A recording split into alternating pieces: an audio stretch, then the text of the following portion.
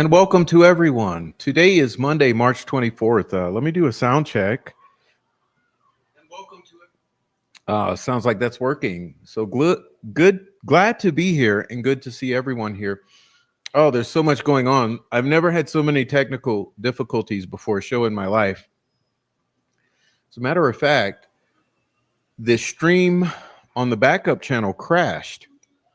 So on the backup channel, um, I've created a new stream. Um, so hopefully everyone who got kicked out of the one that just crashed over there can get rolling and find the new stream there on the backup channel. I hate that happening because they may have thought I'm just gone for the night. But to everyone on this main channel, I'm glad you're here because this one for some reason didn't crash when the one on the backup channel did crash. Isn't that odd? So that's what we're dealing with. And I want to thank everyone for being here, and especially I see that I've already got two super chats and a new member, and I'd like to thank you guys for doing that while you're waiting. I really do appreciate that, and I am very glad to be here. We have a lot to cover tonight, and geez, what a day and what a week it has, or weekend it has been. Um, okay, so I see I've got to do this. All right, thank you. Now, let me say hello to everyone here and start off by saying thank you to Amy for being here and getting all my things going on the channel. I really do appreciate that. So thank you, Amy. All right. And thank you and welcome to Mark Ellis. Good to see you. Also, Miss L'Oreal tuned in. Thank you for being here. Carla Ann, thank you for being here. Also, Rhonda Holton, Michael Lewis, Debbie Mustard. I never make the lives because they're too early, but this time I'm early. All right, thank you. All right, and we got Court of Public Opinion. Thanks for being here. All right. Prof said something from that for me was a real duh moment about the 70 days of missing interviews. Well, was it that what kind of police department in the world would ever lose one day or 1 week or 1 month, much less 70 days? Maybe it was that. I hope it was that because I'm pretty confident on that one. No police department in the world would ever lose 70 days. Are we kidding each other over here? I mean, that's just not reality. All right. And we're going to say hello to 5 Green Acres. All right. Kate Yu. What's up, Kate Yu? And Plain Iron. What's up, Plain Iron? All right.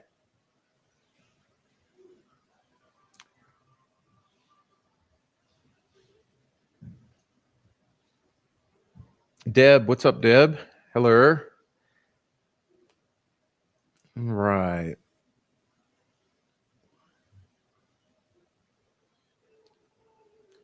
Everyone in here, say hello, hello. I'm saying hello. I'm seeing everyone. I'm just seeing David Rogers. What's up, David Rogers? It is late, isn't it? It's pretty late tonight. Jim Chrisman, what's up? I'll tell you why it's late in a moment. Thank you, Mark Ellis, for the super chat. Thank you, Mark Ellis. Hello, it's a God thing. Thank you very much, Mark. All right.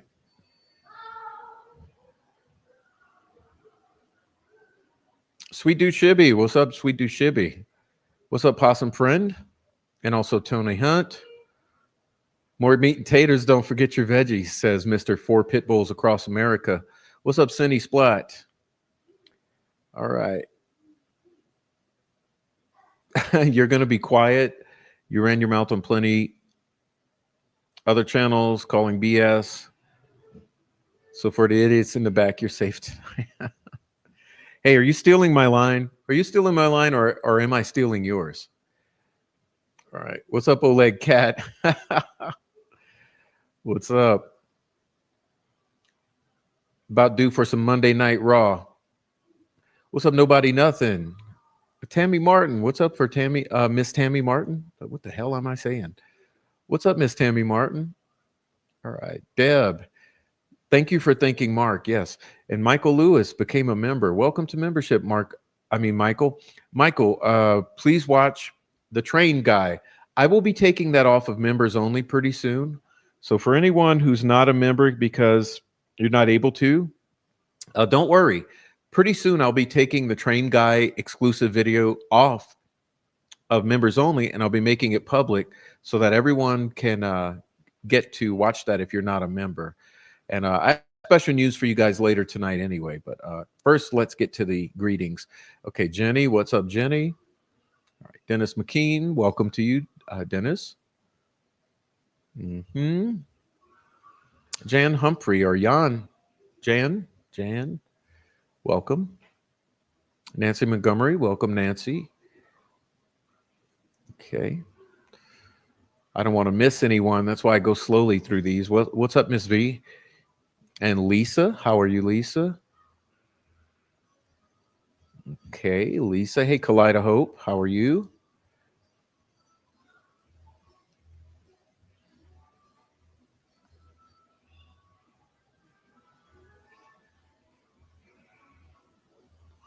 I don't want to miss anyone. I don't have all day. Welcome to you. I don't have all day. Welcome, Mrs. P. Okay. Marianne Furcus, hello to you. Welcome in. Digital, what's up, Digital? Good to see you. Okay. I'm in the bushes out here again tonight. I like to listen while relaxing and resting my eyes. What's up, crazy Italian lady? All right. Rebecca Ann, 1965. Hell yeah.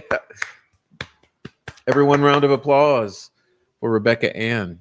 All right. I'm trying to get comfy here. Streets of Bakersfield. Heavy Metal Rehab, how are you? I don't know if we have anyone over in the backup channel yet. I've restructured the live. Hey, I see over there Chevy Killer. What's up, Chevy Killer? All right. Just waiting to get yelled at by Prof. Oh, don't worry, it's coming. What's up, Gianna? All right, what's up? Hello, help me, Rhonda. Mino Dino, be nice, please. Heather Brown, what's up, Heather Brown? Lowered Customs, what's up, Lowered Customs? All right. Everyone's coming in. It's so good to see you all. And anyone lurking, please join the chat. Hate watchers as well. You're welcome to the chat. Just be nice before I kick your ass out. All right. Digital, what's up? Thanks for saying hello to everyone. Eliana Davidson, how are you? All right. I'm good to see everyone in here. 73 in Portland. Yeah, it was nice here today too. I must admit, I washed the dog. Okay. I brought the dog outside for his bath instead of in my shower. So on warm days like today, I get to bring the dog outside in winter and wash him. So that was nice today too, to be able to go outside and bathe the dog. All right. Yeah, we had a really nice day. I'm making a chocolate cake with ice cream. No, with cream cheese frosting. It's a God thing. Thank you for the super chat. Oh, that's so nice of you. Thank you for coming in. And I will have a great live. What's up, JoJo? Hey, JoJo.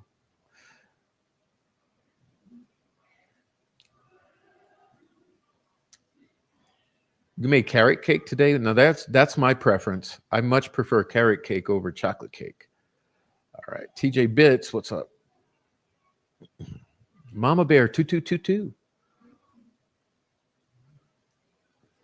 All right, I'm getting through here. Look, Prof is here. I was only 15 minutes late wrestling with trying to put that second stream back up. Isn't that odd? Because this platform simultaneously streams. So when I hit go, one of the streams crashed. Isn't that interesting? It's interesting to me. How can the one crash and the other not? All right. What's up, Big JD? Big JD 420 in the house. Big JD, Miss Local. She's a local. Everyone give a round of applause for the locals who don't go with the berry job, okay, on Delphi. Congrats, locals. You got some really good locals in this world and in this channel that join the chat. And what can I say? We got great locals. I get in the emails every day from the great locals, and I so appreciate it. What's up, Kelly? Okay, silenced. What's up, Miss Silenced? Comment ça va? Bonsoir, Kayla. All right.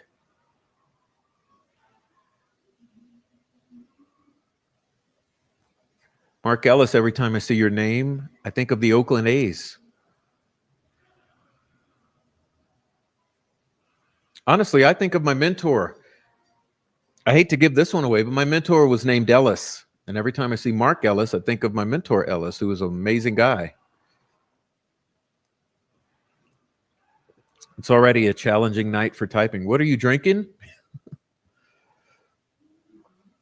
All right. What's up, Silenced? Miss Silenced in the house, representing the troll farm. The inverse troll farm, the not trolls.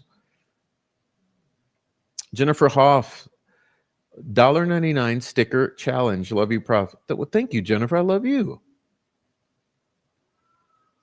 Oh, they're going to clip it. Bro, Prof's a creep. Get ready. Prof's a creep. Woman hater. I'm making pizzelles with the kids, the grandkids tomorrow after school. Oh. Asha Harry, what's up? How are you? Sweet dude Shibby. No. You're not taking a bath. If you were my dog, you'd be bathing yourself. Interesting read today about Abigail Williams. Yes, isn't that interesting? Listen, there are so many mythical overtones with the Delphi murders. That's why I believe there are literal occult connections to the Delphi murders because of the mythical overtones. I mean, that's pretty much a no-brainer. Abigail Williams, German Liberty, Delphi, Indiana, Death Valley, Deer Creek, 213. Are you picking up what I'm putting down? All right. Of course, we're only conspiracy theorists over here. It's lunatics like me that make the entire Free Rick Allen Club look bad, according to Twitter. All right. I'm getting there, you guys. I apologize for how long this takes. What's up, Crazy Girl 1203? Crazy Girl. We got Crazy Italian Lady and Crazy Girl. Husband drank last Dr. Pepper. Oof. Oh, well, there, Miss Pink Quartz. Thank you so much. You're providing all the answers I'm looking for. Round of applause, Pink Quartz. And I do love you, Pink Quartz. Don't get it twisted. I do love you. I know you are, and I love you. And I apologize. We don't always agree on everything and in every way to do things. But yeah, you're just bringing the heat. You're just bringing the heat. Oh, wow. There's so much I'd like to say. I'll just keep moving. Let's see. Melissa Bex, welcome in, Melissa. I did not hear that yet, Heavy Metal Rehab. Please email me. I haven't even heard that one yet. What's up, Chevy Killer? Chevy Killer 306, for everyone who doesn't know. Is that 306 horses? All right, Brenda Mays, what's up? Trial Junkie, what's up, Trial Junkie? Don't be mad, Trial Junkie. Don't take things personal that don't affect you. If you're upset about the little holding of accountability in the community, okay? My mod squad is phenomenal. And guess what, sweet cheeks? That leads me to the surprise for tonight. I'm gifting several mod ships to several of my beautiful viewers. So you guys are about to find out who's going to get that. Okay.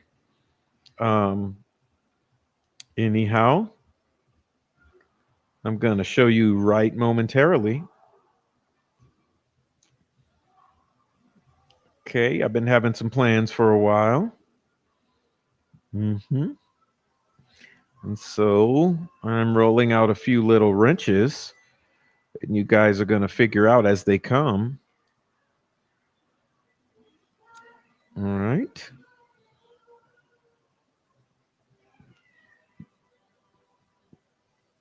Been planning this all week. End. All right. Let's see. There's one more.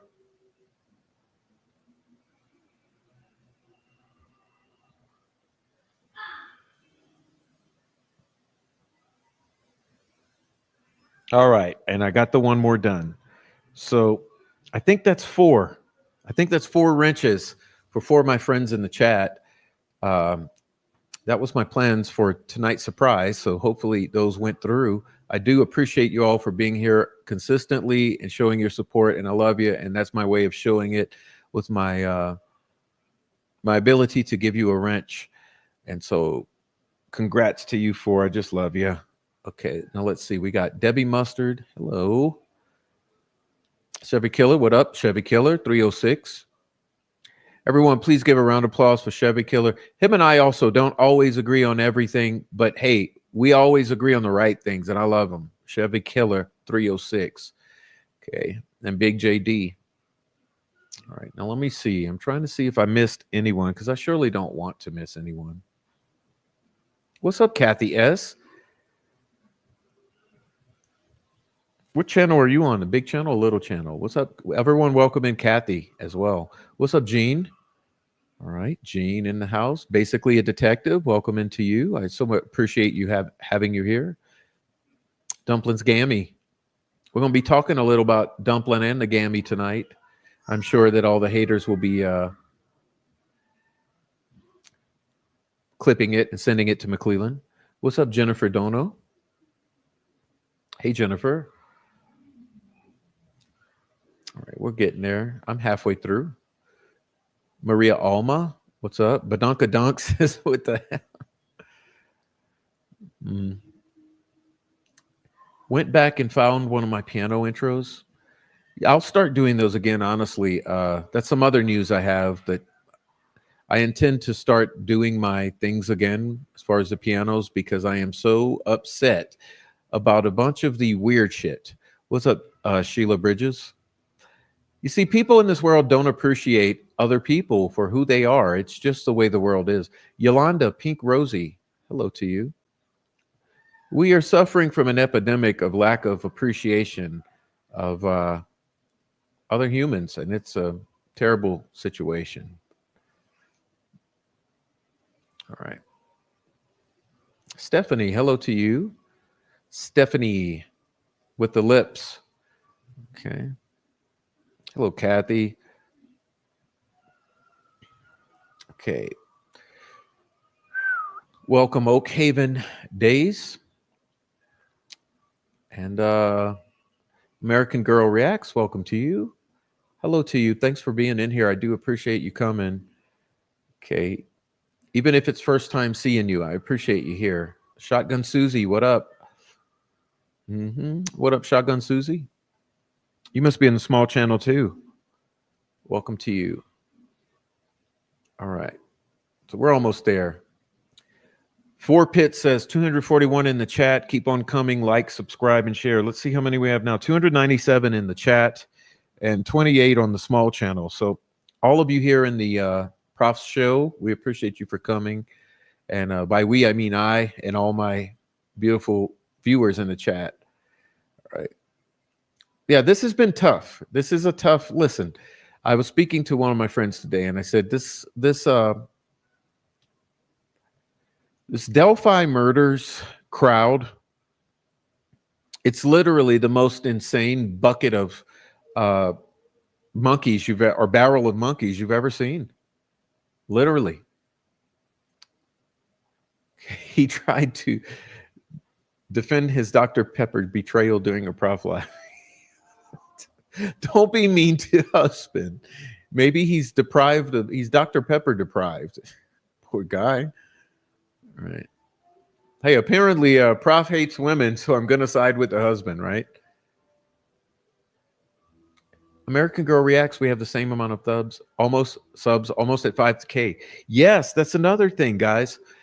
I will be doing a 5K celebration, and we're almost there. We're almost to 5K subs. If you don't count the backup channel. So on the main channel here, we're so appreciative to have almost 5,000 subs. Okay. All right. That's what they say when they've lost.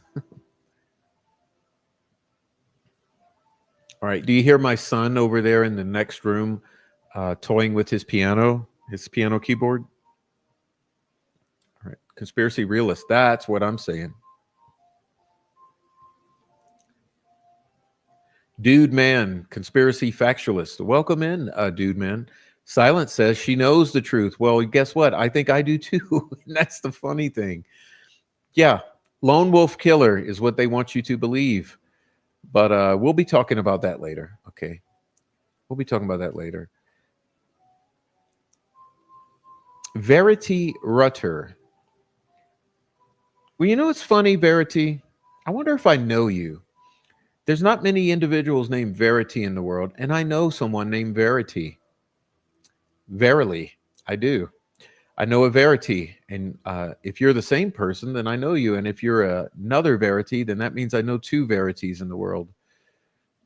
All right. All right. What up, Big JD? What up, Heavy Metal Rehab? All right. Bill. What up, Mr. Bill? Okay, what's up, Laura Dawson? Boom, Laura. All right. We're here. We are here. All right. Deanna Burdette, hello to you too. Was it taking us half an hour to get through the hellos? Shibby, please don't whack me with your wrench. Shibby, look, Shibby's been here at least a year. Is that not right, Shibby? You've been here at least a year. I think you well deserve a wrench. And I just do appreciate you being here all the time, Shibby, even with the off-color jokes and the bad jokes. But please keep them under control. Keep them under control. All right. Now, you made Shibby a mod. What the hell? What's up, Jamie? Okay, Jamie's in here. What's up, Jamie? And what's up, TJ Bits? And Kate, I've already said hi to you guys, but damn. Okay. You have a big heart, Miss Kathy. Okay. Jake Brooks. What up, Jake Brooks? Jake Brooks also has a big heart. I know Jake. Me and Jake talk from time to time. For the most part, Jake Brooks is an awesome person as well. Everyone. Hey, what's up? It's Westy. Been a long time no see. Hey, Prof, just in the kitchen cooking drumsticks and sausages at 2:48 a.m. UK time. What the hell, Westy? And look, the internet never fails to surprise. What's up, Bing Dong? Okay. Hey, Bonnie. What's up, Bonnie? Long time no see. All right. Boy. It's quite a bunch of hellos today. I'm so happy to see that. What's up, Miss Dieter? All right. You used to play piano? Me too. All right. Jean, did anyone see Andy in the document she dug up in relation to Murder Sheet? Yes, I did. Yes, there's a whole lot of wrong to go around. This is what I like to say, Jean. There's a whole lot of wrong to go around in this community. But it's always funny that the people who are responsible never want to take accountability for that wrong. Isn't it weird? It's a modern epidemic, or an epidemic of modernity. I'm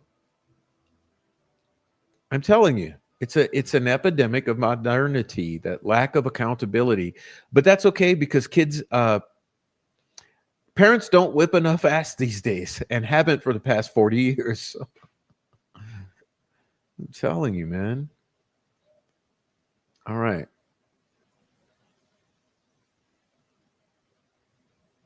All right, Kate,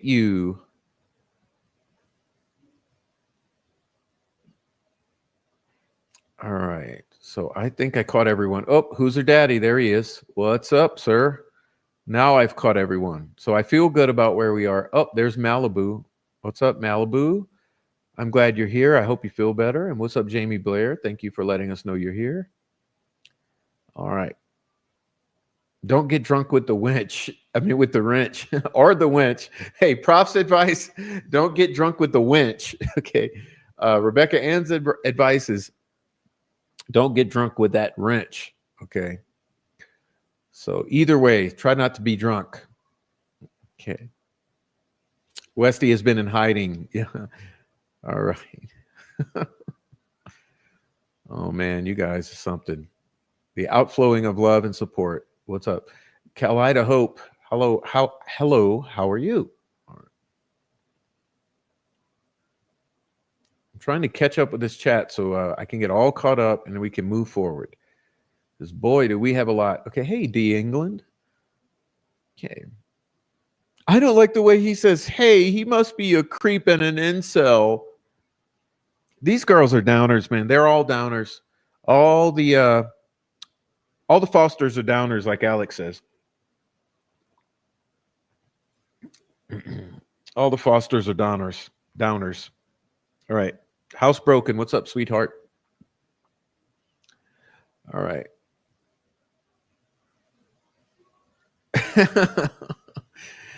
All right. All right, y'all. So I appreciate you for being here. Look, we got a lot to cover, and geez. So what do we have to say tonight? Boy. Well, I think I'm going to drink my coffee, and we'll get started. All right. Oof. Yes, I did collide a hope. That's old news, but some people have not seen his information before. But yeah, I think that there's something to it. I don't agree with necessarily all of it. Okay, my feeling on Tory Smith. I think 50% is spot on, and 50% I don't have enough information to be able to confirm or deny.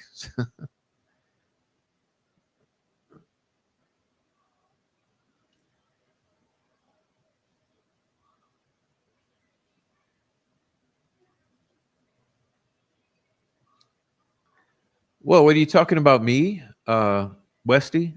Turncoat. How you came to apply that to me, either knowing or being through knowing, or are you just pleased to see me drunken master? Hmm. Well, first question: are you asking me, Westy? I don't think I've ever called you a turncoat. I don't think you're a turncoat. I never did. You're gonna get your coffee. I don't know, Westy. I don't know where you've been. I just don't know where you've been. What's up, Nancy Drew? All right. I see you, Nancy Drew. Oh, I don't know who mentioned you were a turncoat. I love you, Westy. I always did because you like you're very much like me, Westy. There's not a lot of censor on you, so you say what you want to say without fear of retribution, and that's me. Okay, and here's where we get to the crux of the matter. I find it odd. I really do find it odd that people would try to censor my speech. You see, I think that people generally don't understand that I left the corporate world a few years ago. And boy, by a few, I mean we're going on 5. And also find it funny that I was called an old man today. Well, I think it's pretty funny. I think it's pretty funny. Old man. Let's see. What does that mean? Old man. Because I'm not a woke libtard cult freak like you. Yeah, I'm an old man, I guess. But by that you mean that I'm a parent to 2 children. Okay, that I'm a son to 2 parents, 4 grandparents who have all passed away, and a sibling to several siblings who I love dearly. And by old man, you mean that I've touched thousands of kids' lives in my career and thousands of people's lives in my career, uh, as I've lived my life. And if you find that entertaining or something to scoff at while being a young, dumb bitch, I find that pretty funny. So, yes, I'm an old man, I suppose. But, I think it's pretty funny to try to throw that at someone because you're butthurt that the people you worship got called out for being dumbasses, which is indeed what I did. Okay. And so I'm going to talk a little about that today. Um, Also, let it be very well known that I'm not a political activist, and I'm also have never made it a point to try to push my feelings onto others or to use this as some sort of stepping stone. Okay, but I find it funny. I find it funny that people would hurl those insults or what they feel to be insults because basically they've been called to some sort of accountability and they're trying to change the argument from the what an argument is into some other shit. So, in case you're wondering, let me just get to it. The argument here is that I have said the public would like to know a few things, okay? Because this, let's be honest here, this public has been traumatized for more than 7 years now with lies, deceit, with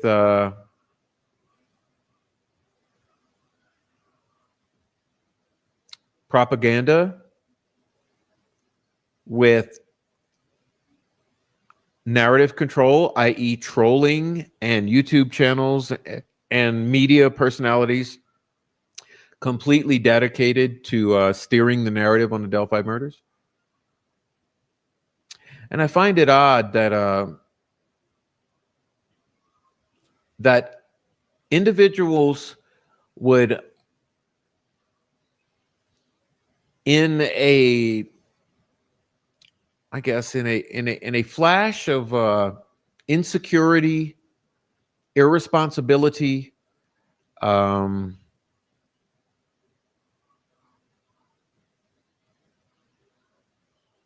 I don't know, general insanity,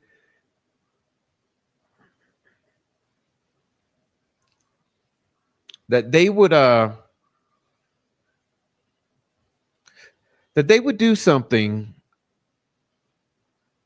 so irresponsible as to re-victimize or traumatize the community that follows the Delphi murders as much as they have and in the way that they have, and then refuse to take accountability when called out on such thing. And that's just really bizarre behavior, especially for someone who portrays themselves as some woke, conscientious people. But it's odd. It's odd because, like I said, to try to sling mud at the messenger is really odd. It's really odd. You see, if I was wrong, and if it was a false accusation, and if it was completely baseless and out of left field and coming from nowhere and totally unsubstantiated, it would be understandable that people would be upset. Because, hey, I know one thing. Personally, and this goes back to childhood. Okay, and I might even tell the story someday. But I had a particular childhood experience that makes me absolutely furious when I am falsely accused. So when so should I be falsely accused? I would absolutely lose my mind because there's nothing that infuriates me more than being falsely accused. Now, there's plenty of things that can hurt me more than being falsely accused. There's things that are personally hurtful, particularly going after my dead brother, going after my murdered brother. Yeah, that is the most hurtful thing. That really hurts. That truly hurts beyond the definition of hurt. But the false accusations, that right there, that infuriates me. It doesn't hurt me. It infuriates me. So I can understand that some people might be infuriated by false accusations. But hey, one thing that is absolutely true: should you come at me with something that is accurate and substantiated, true, verified, and that I am responsible for, and you're calling me to task for such activity or statement or anything like that, I just got to say, I think it's absolutely immature, and and it reveals your true character to respond to that with hurling insults. So, what can I say? I think that should just about explain the entire situation on both sides to everything. Because I find it odd, and I said this to a friend today. Isn't it odd? Isn't it odd that when you have trolls from both sides attacking you, from the defense and the prosecution, well, hey, there can only be one reason for that. And I've said it before. I've said it before. I actually had a live stream that I called The Bitter Truth, because I'm telling you, when you are giving the absolute most bitter truth, it's like a poison. Remember, poisons are typically bitter. Alkaloids are bitter. I mean, have any of you ever delved into the world of homeopathic medicine? I have a dear friend who is widely regarded as the number one homeopathic practitioner in all of Europe, a dear friend to my heart. And her and I have had countless conversations. And one thing that we realize is that poison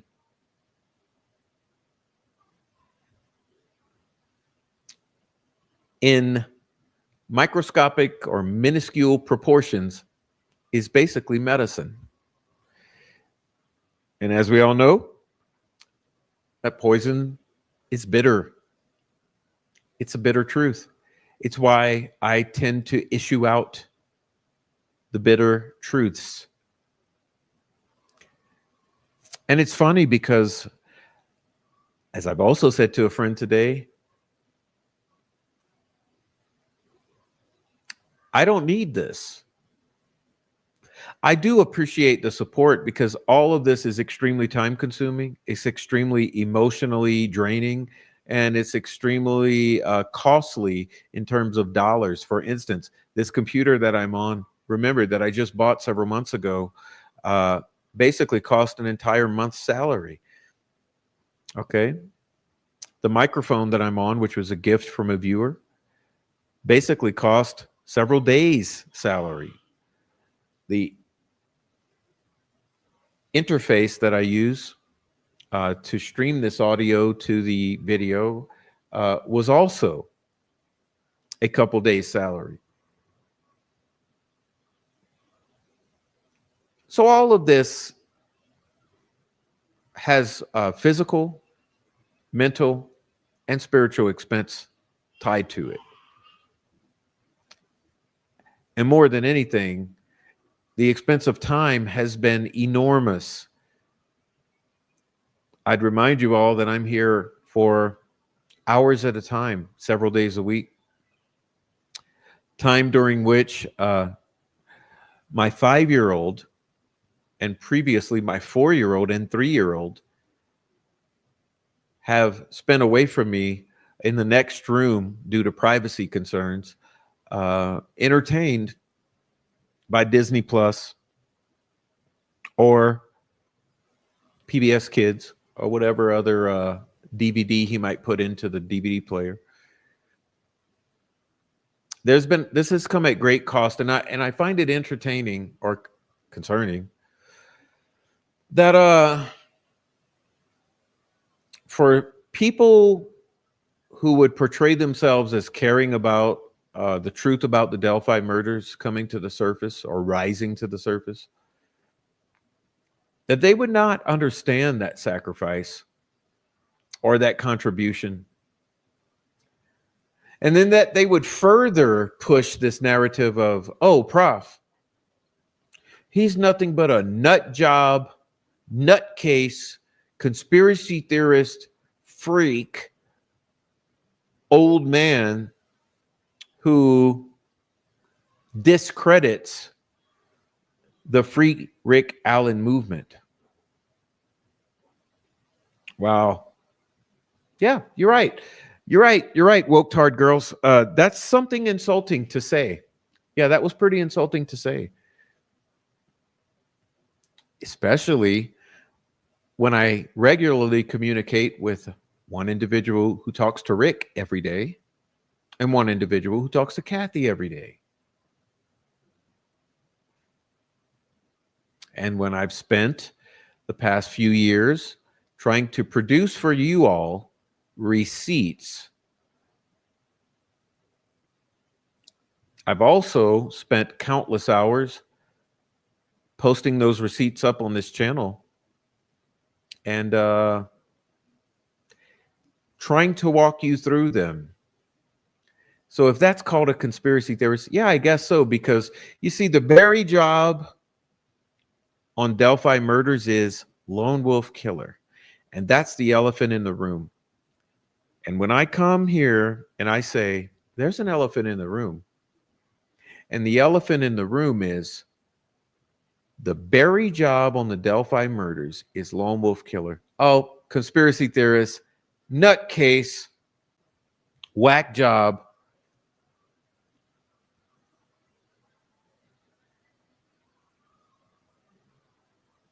Interesting. Because there's so much compelling evidence that a group was responsible for these murders that if I have to explain it to you, then obviously you don't know the case whatsoever.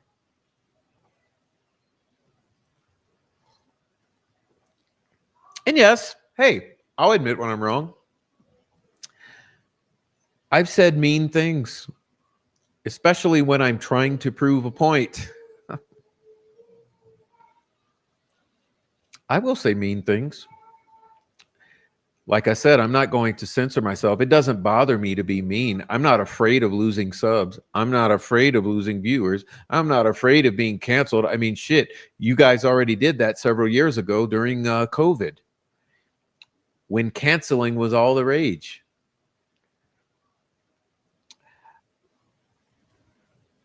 I don't care. Okay, so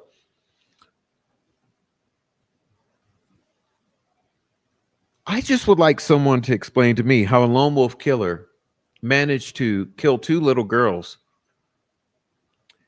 somehow transport them such that their bodies were not found for 20 hours, or 19 to be specific. Kill them both with a bladed weapon, yet leave no defensive wounds.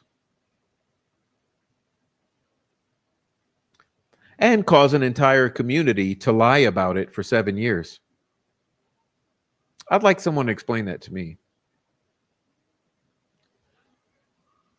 But I find it interesting that the same folks from either side who'd want to run people off from listening to me both try to put across to you guys out there that this is a lone wolf killer crime. And the prof is a conspiracy theorist, nut job, nutcase, whack job, a UFO. Yeah. I mean, by the way, maybe I should be the one to explain that none of this is my own theorizing or concept. Remember, all I've ever done is put receipts on the screen and constantly show you what the community has said. Even Carrie Timmons. Oh, yeah, that's the mother of one of the victims, in case you all have forgotten, because Becky Patty is not the mother. Oh, another thing. Don't you find it odd that the commonality among both groups is that you can't question the family. I'm a family blamer, according to both sides. Both sides who refuse to question the family, by family meaning the Patties. Isn't that interesting? I find it interesting. I mean, but I find all human behavior interesting. How dare we blame the family, which means question?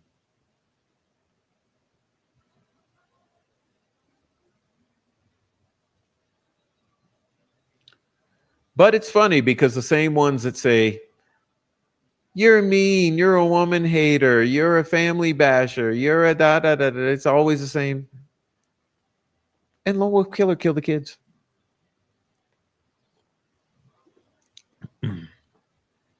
But I understand how it goes. So anyhow, you guys, seems like someone triggered me to go on this whole detour.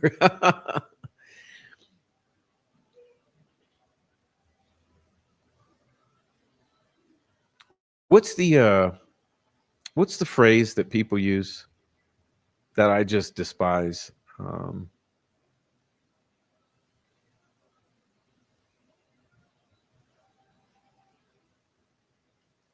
Yeah, I'll remember it. There's this phrase that I cannot stand, but anyway, kind of gone on a little tangent. We're going to take a little look tonight at some things that interest me. I'll admit to you, tonight is totally selfish. So I'll start by saying that. Tonight is going to be a totally selfish look at some things that I would like to look at.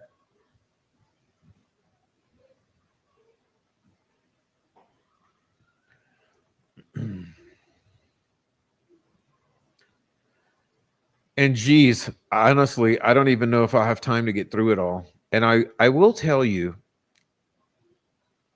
you can also thank the idiots that you don't have the show that you were going to have tonight, but it's probably God working anyway. Because tonight, what you were going to have is an in-depth exploration of the audio from the video release. I had a deep dive prepared. But because of the complete distraction all day today, and I mean like 150 back and forth posts, I got distracted where I couldn't complete the task that I had assigned myself for today in order to be able to provide for you tonight the audio exploration. So therefore, they have sidelined that job. Okay. And we're going to instead put that aside for a later time. And tonight, we're going to do something different, which is selfish, which is a result of me being upset and with me being completely bewildered that anyone who would try to portray themselves as caring about the truth of the Delphi murders would try to attack me, any of the work I've done in the past year, my outright nuclear war with the troll farm, and how I've shown you who they are.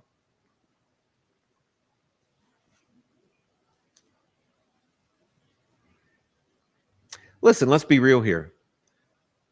The family is dead set on removing our voices. All right?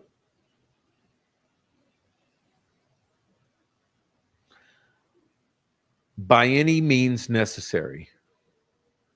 So I'm going to go on a little journey tonight.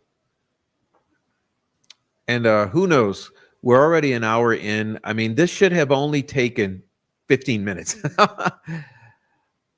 But because I had to say hello to everyone and then I went on my whole, detour, this has taken an hour. So apologize for that. I'm not going to try to cut this short. I'm going to get through all of this, hopefully. If I can't make it through it, we'll just cut it short at the end of the night, but hopefully I'll get through it. But I want everyone, it's just like I feel like I've told the investigators here. See, this was a social media case at the very beginning. This has always been a social media case. And I don't understand how people don't get that. In other words, what I'm implying is that the case was solved by social media from the beginning. It all played out on social media. It was all discussed on social media and in screenshots from private text messages that were then posted on social media.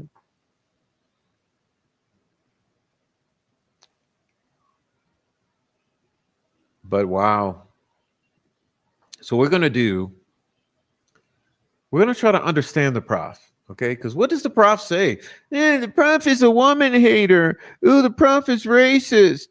Ooh, the prof is a conspiracy theorist. Discrediting the Free Richard Allen movement.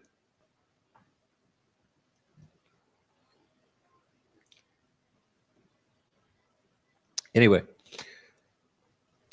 so we're going to start with a little look. Let's see if I can manage this. Whoops, that's not it.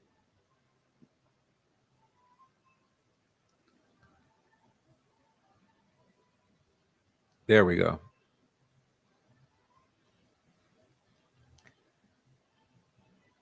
Maybe I'll blow it up a little better and I'll get tiny. I don't care if I'm tiny or not. Let's see.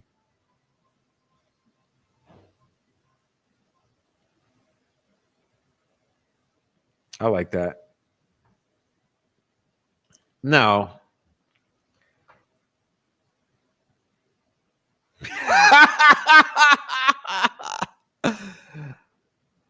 thank you, I have a pop. Can I do a more whiny voice? I don't know. What's up, blessings galore? Booyah! There she is. What's up? All right. Thank you for everyone coming in.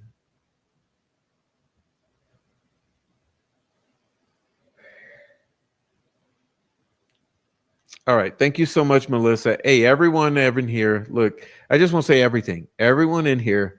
Thank you. I wish I could put every comment up and we never get to the slides. Thank you, everyone. You're amazing. Okay. All right. So Indy Cindy, what up, Indy Cindy? Indy Cindy's another crazy one. Conspiracy theorist. All right. So we're going to read some shit from an attorney in New York named Madeline Vallely. Yes, Troll Farm she is.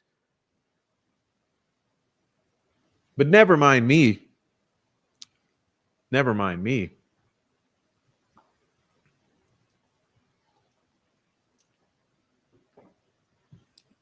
So what we're going to do is we're going to read Madeline's crazy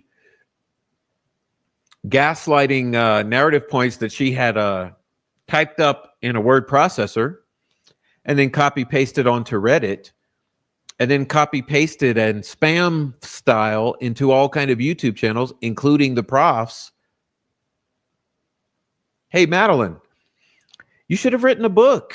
Madeline, you know, there's plenty of other troll farm cashing in on a book. You know, there's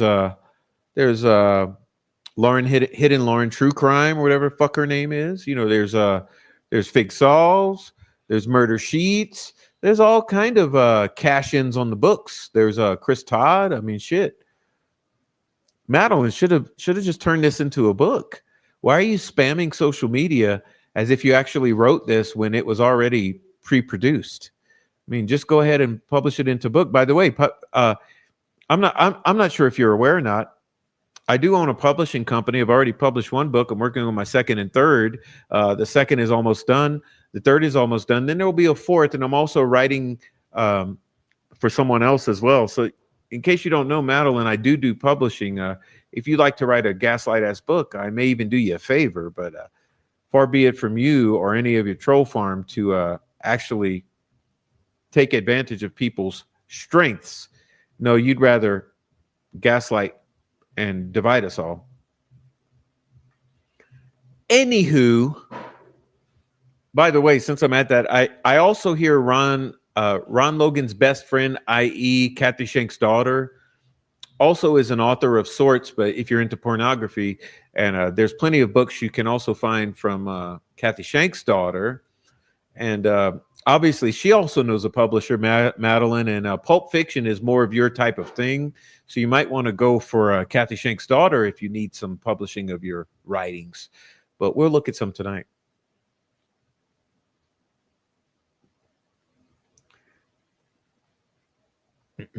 All right. Was any of you dumb enough to believe anything in the Frank's memo, as defense calls it? Odinites, anyone? Apparently, the defense thought rocks were involved in the murders. Who saw the footnote on page 22? Go check that out.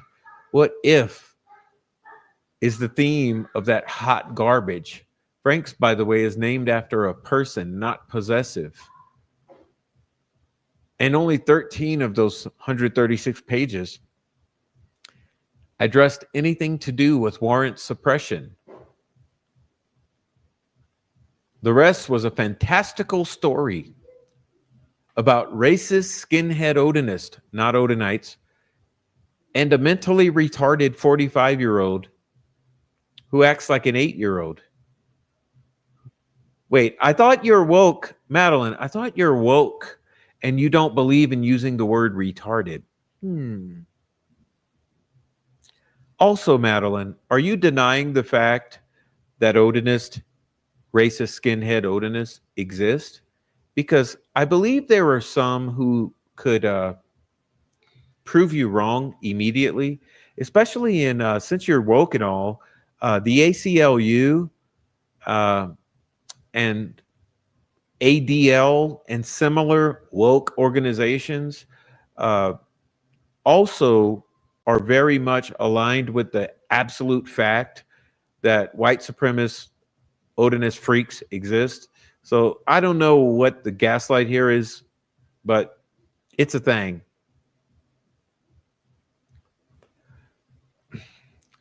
Who was all up in arms that no DNA was found at the crime scene from one man, but then you also want to believe that a group of other men were there at the scene too.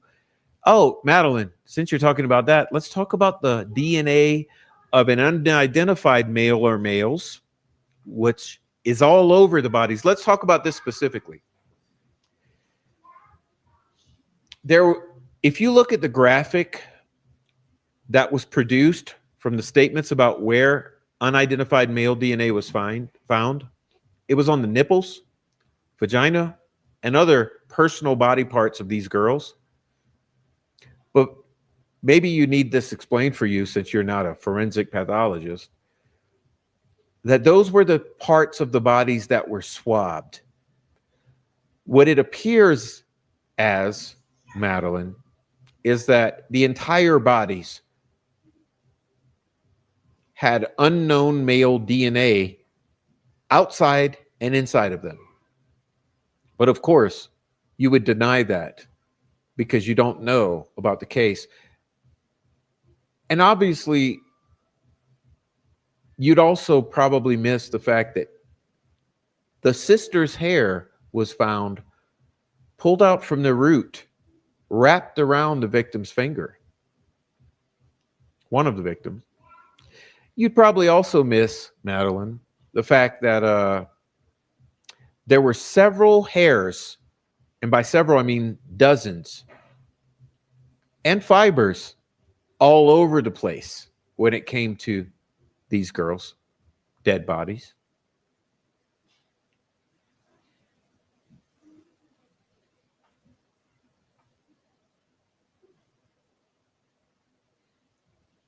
Okay, so let's move on.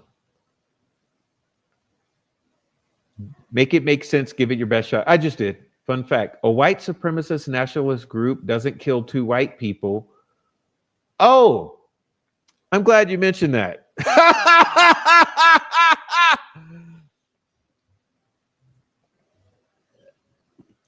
Let me ask you this, Madeline. Are you saying that white supremacists and biker gangs and cartels never kill individuals of their own race?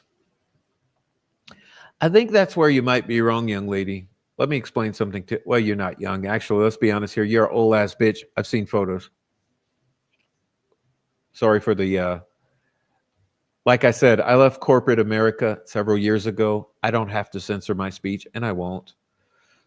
Let YouTube censor it if it's a problem. This show is not made for children. I clicked that in the behind the scenes YouTube settings so it doesn't go out to anyone under 18 years of age. You understand what I'm saying here? Listen, just so I can help you understand since you're of slow learning.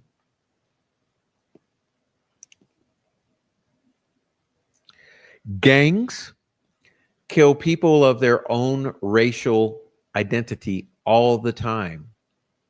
Why? Because they're not killing for racial reasons. They're killing to send a message.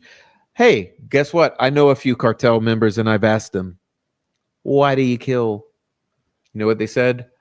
It's always. Can we put that in all caps for all the slow learners in the back? It's always in all caps to send a message. Okay. Message received, y'all?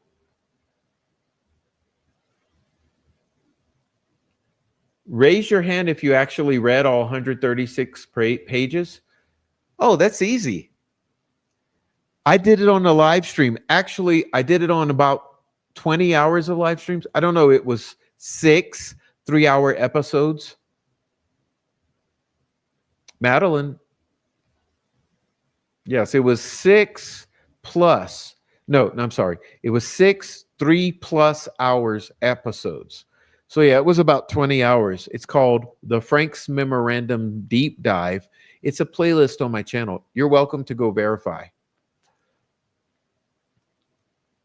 Not only did I read all 136 pages, I've read it at least 5 times because I read it twice before I did the live stream. Then I did the live stream in which I read it and I thoroughly went through it. And since then, I've read it a few more times on a few additional live streams, especially the pages that refer to Elvis Field's confessions to his sisters, which were polygraphed and verified by the woman who was later found murdered with her child burned up in her house. But of course, you're going to deny that ever happened as well. I doubt if any of you did. And remember, she's, as you see at the top here, it's on the Prof True Crime channel, my backup channel. I doubt if any of you did, judging by the short attention spans I've seen here so far. Really, she's telling you guys this on the Prof's channel. Listen, lady, should I go into our analytics and see how many thousands of hours in the Frank's Memorandum videos that I did were viewed? Because I think you'd be surprised. I think you'd be surprised, Madeline.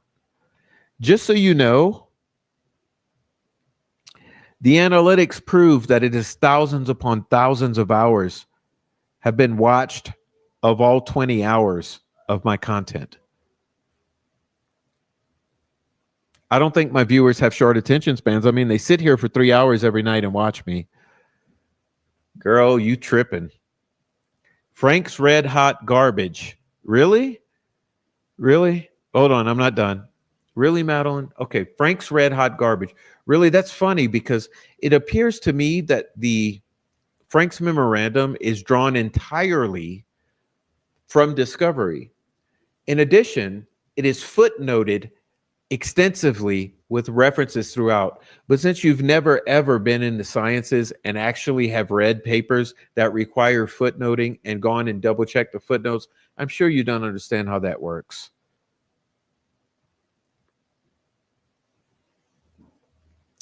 Crime QAnon puts that shit on everything. Well, first of all, let me explain something else to you. QAnon is not a conspiracy theory. Okay, you're going to eventually figure that out one day. QAnon was never a conspiracy theory. Furthermore, it's not QAnon. It's two separate things. There is Q and there is Anon. There are two separate things, and one day you might figure out what it actually was. I'm sure you will at some point. Okay, let's continue. Innocent people don't confess 60 times. Well, let's clarify that. Innocent people might confess 5 times if their family is being threatened with murder and they're being threatened with murder, and on top of the Prozac that they're regularly ingesting, they're being forcibly medicated with Haldol. But of course, you wouldn't know that because you've never been inside of a cell. Let me tell you something, young lady. Being inside of a jail cell will totally change your entire life. So figure it out. Maybe you should spend some time there.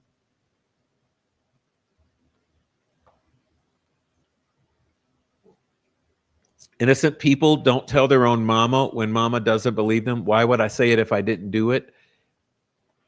Innocent people don't change their story 5 years later from the original 5-day fresh story that actually matches up with what the witnesses saw.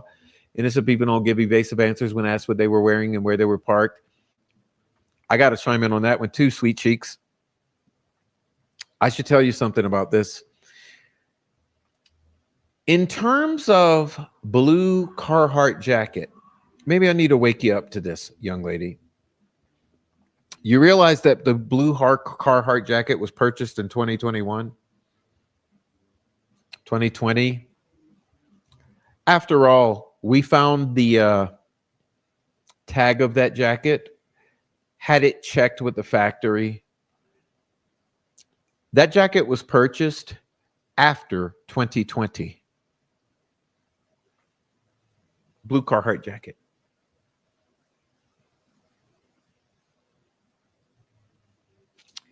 Innocent people don't omit details about being on the bridge to their wife for 5 years. And you believe that one too? You do realize that those murder sheet and the other two in the courtroom who made that statement lied about it, right? Because Kathy later came out and clarified what she actually said and what was said. Pardon. What else was I going to say? Innocent people don't turn their phone off when they're at the trail and then tell police they were looking at their stock ticker. Well, let me tell you something else, sweet cheeks. He no longer owned the phone that he had on that day. So how do you know anything about the phone, sweet cheeks? You're just making that one up. Innocent people don't match the likeness clothing found on their wife's Facebook page, voice, sig, outline under jacket, and then have the bullet from the crime scene forensically match. Well, I'm not even going to address that because you don't understand forensics if you believe that bullet matches that guy. Innocent people don't confess with details only a killer would know. Oh, you mean the white van that Monica Walla fed to him? You're not very smart, lady. Innocent people don't shake their head yes as the guilty verdict is being read. No, that's called acceptance of the fact that you've been fucked over by the prosecutor and the judge and the jury. Okay. By the way, should I explain to them who your employer is and that you're doing this on the clock? Let me explain this for the people who are watching. Because see, because we're not Troll Farm, I didn't call her employer like I could have. Okay. These listen, lady, you realize I have not called your employer and reported that you have been doing all this on the clock? Because all of this is time stamped. You realize that, right?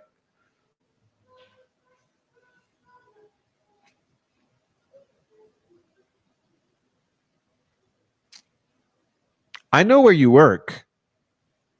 I mean, you're all over the internet.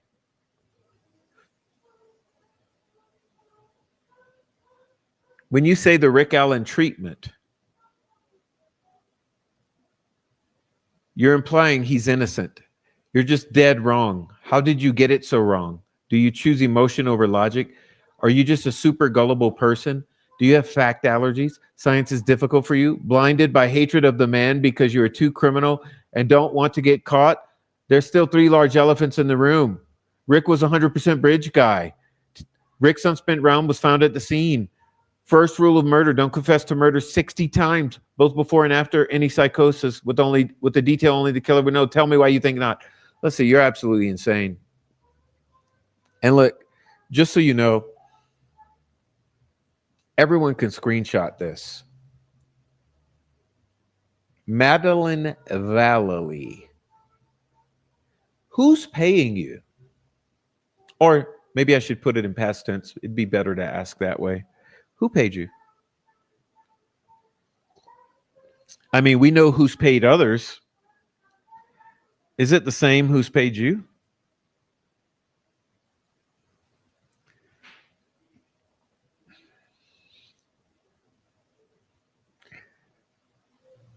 Rick confesses to Kathy on April 3rd, 2023, and it's important confession that really matters. It was before any psychosis.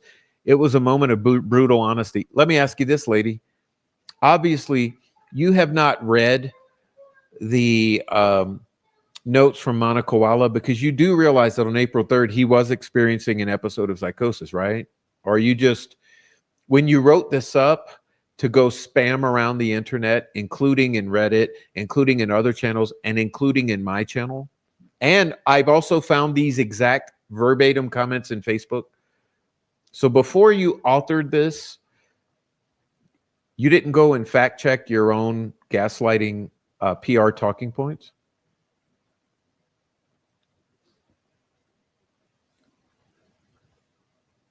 Anyway, you go on and on and on and on about Rick's confession, blah, blah, blah. I'm not even going to dwell on it. They can screenshot it.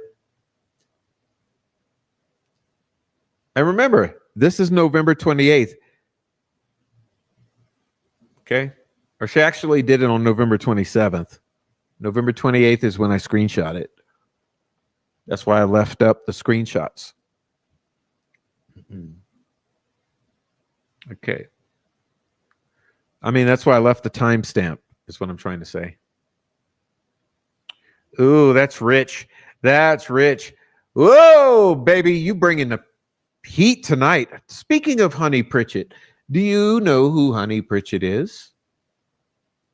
Do you know who Honey Pritchett is?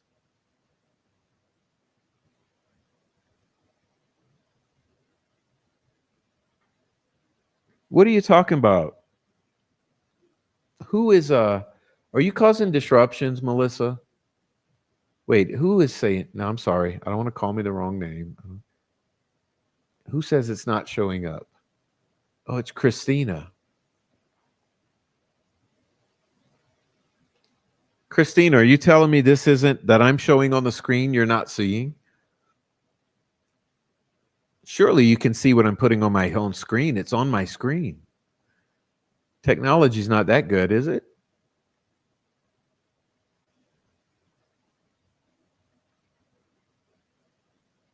All right, sorry. I don't mean to dwell on this. I'm supposed to be going fast through this because I have so much. Okay. As you can see, my most beautiful, amazing YouTube creator that exists, It's a New Day, gives her a good whooping. Gives her a good whipping, right?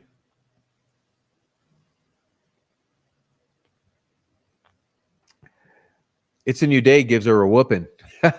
You are not going to say anything that I can't write a book on and debunk.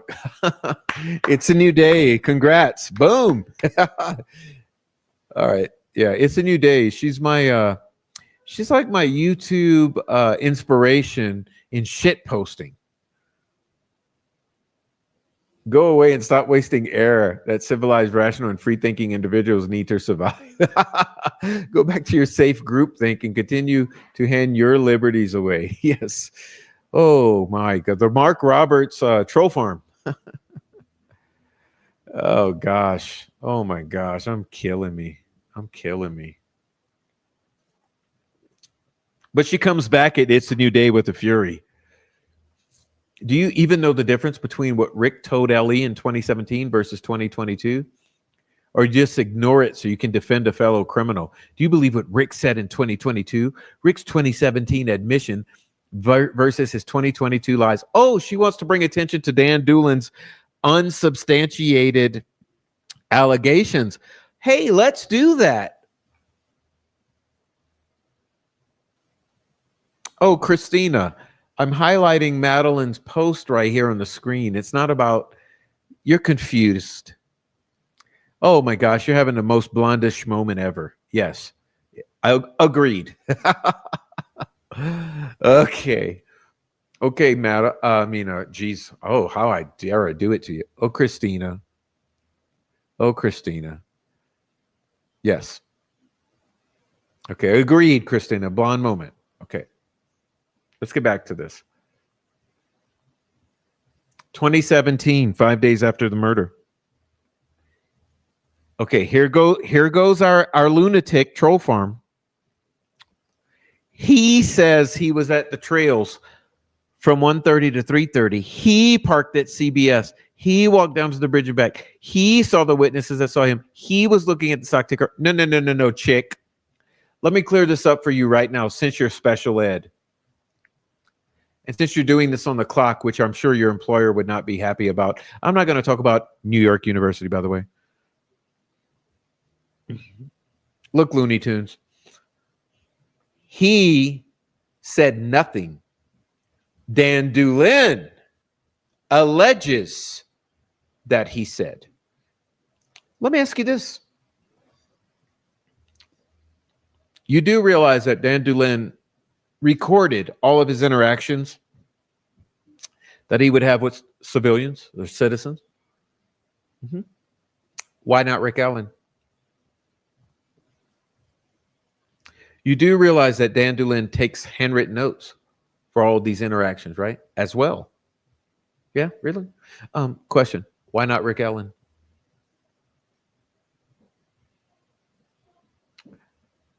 So, question here. You do realize that Dan Doolin is the only source to verify these claims. You see, this is what I call a lack of due diligence. And you're an attorney? Really? I have a question. Who pays you?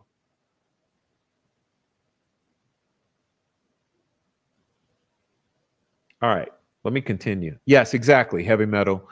All these people believe every single thing about this case is one big coincidence. And I mean everything, like every aspect of the timeline, every lie the family told, everything that has happened with the biker clubs, everything that's happened with the law enforcement, the fucking deleting of 70 days of evidence, the deleting of DNA, the continuous destruction of Kelsey's DNA, the blah, blah, blah, blah, blah, the third voice on the audio recording, the entire troll farm being paid by the family, all of those things. Sure, everything's a coincidence, young lady. Thank you, Heavy Metal, for reminding us of that. That's why you up in here. That's why you out here with a wrench. Oh, thank you, Silence. That's why she out here with a wrench too. Yeah, the fires, all the fires. So yeah, Stephanie Thompson. Oh, coincidence. Coincidence. Oh yeah, Flora House. Oh, coincidence. Coincidence. All right, so let me get out of here. Let's continue with this. 2022, he said he was there. Oh, this is actually verifiable. This is actually verifiable because this actually exists. So let's take what is verifiable. Okay, what is verifiable? He said he was there from noon to 1:30. Verified. He said he parked at Mears entrance. Well, I don't know if he actually said that because I haven't seen that aspect, but did he? He walked on the platform one and looked at fish. He saw the witnesses that saw him. No, he said he saw how many girls? Okay, let's get you right on that one. Because see, you like how you like twisting everything? How many girls did he say he saw? Question for all you idiots in the back.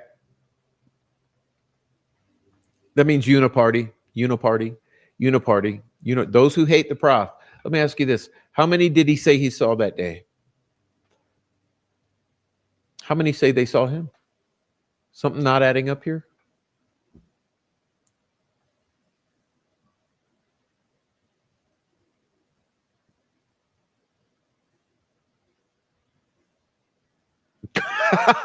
Rebecca, I'm gonna get out my ruler and I'm gonna slap you on the wrist for that. Okay, I'm gonna be an old school nun and I'm gonna fip you.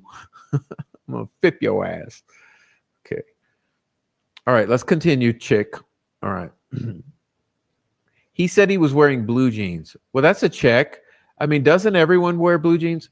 Oh, hold on. Wait a second, because I'm being stupid. What am I wearing tonight? Let's see. Yeah. You know, I mean, it's not like blue jeans is a common item to wear, just like a t-shirt. I mean, all right. Uh, blue or black Carhartt style jacket with hood. Yes, the one that was purchased in 2020 or 2021. You mean? That's that are you type of, or maybe he doesn't know because it was so long ago. And shoes, which could have been boots. Yeah, which probably means he owns some of either. Madeline, bad news. I own shoes and boots too. So if you'd asked me what I was wearing on let me see. Let's think. Let's think. Okay, Prof, what were you wearing on February 17th, 2017? Oh, I don't know. It could have been shoes or boots. It could have been a button-up shirt, or maybe not. It could have been blue jeans or slacks. Why, Prof? I don't know, because that's what I own.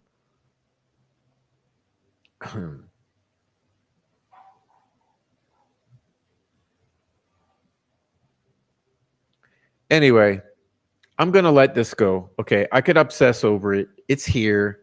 You know, I have all these. It's here. It's actually still in my channel because you know why?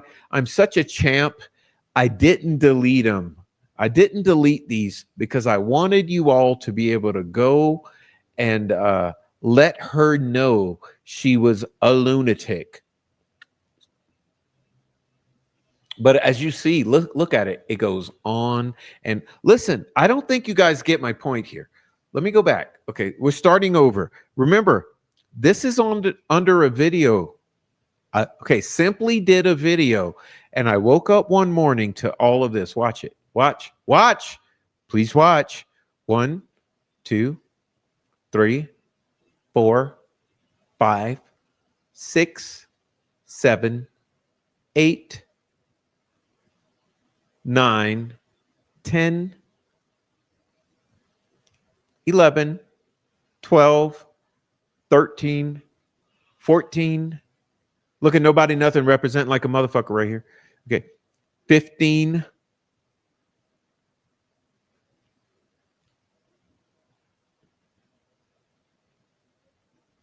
Are you getting my point with this person? 15 pages. 15 pages from an attorney in New York of troll farm talking points.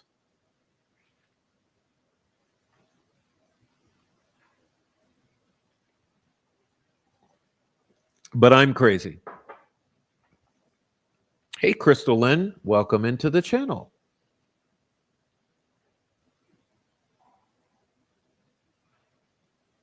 Yeah. Oh, Megan, that's the comment of the night. Yeah. That's the comment of the night. Yeah. That's the comment of the night. She sent her own troll farm memorandum. Troll farm memorandum. Yes. And listen, here's the funny thing, because you know I'm thorough, right?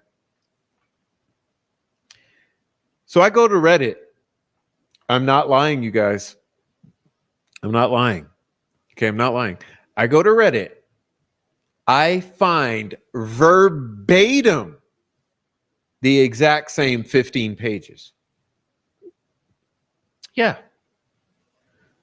it's true. It's true. So I also screenshot all that to document for you.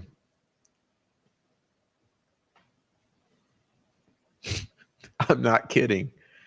15 pages from an attorney from New York University in New York, copy and pasted onto Reddit, onto my channel on YouTube, onto another channel on YouTube, and I actually saw it on Facebook.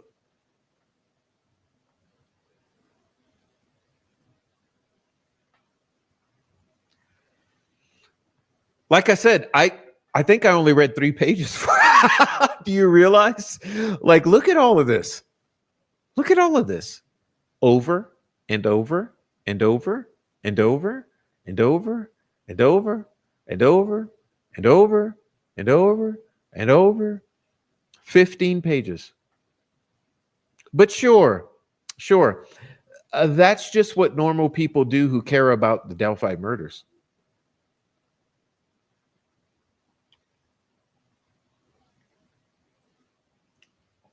Sure, there's no troll farm.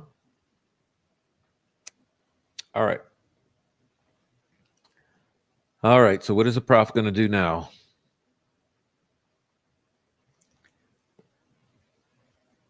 So I got my other things. Let's see. Let me see what this is before I even start. Let's see.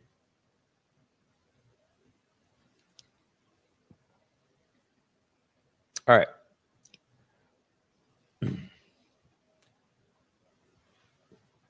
Like I said, if you think I'm making shit up because, like, okay, what's your point, Prof? You just said, okay.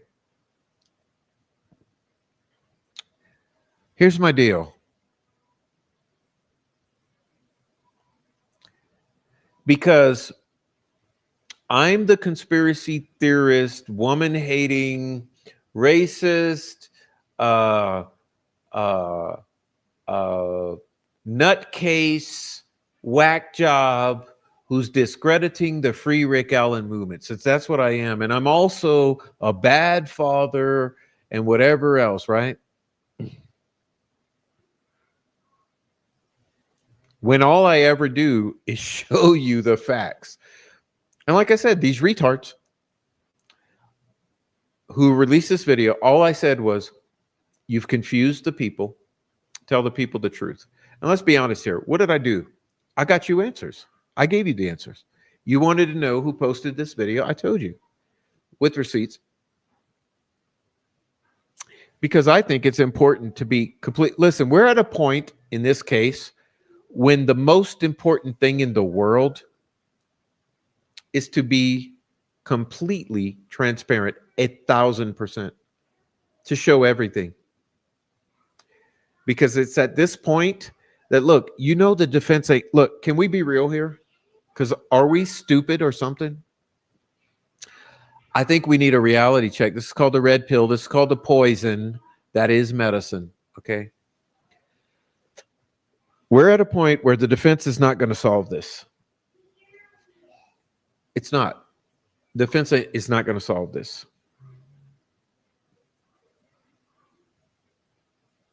Defense ain't going to solve it, and the mean girls ain't going to solve it.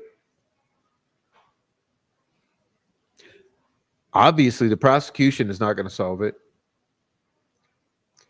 So if you want to know why I act like an insane maniac while I'm mean, here's why I am mean. I believe that the only thing that's going to solve this is the full public disclosure is going to show the people it is what it is.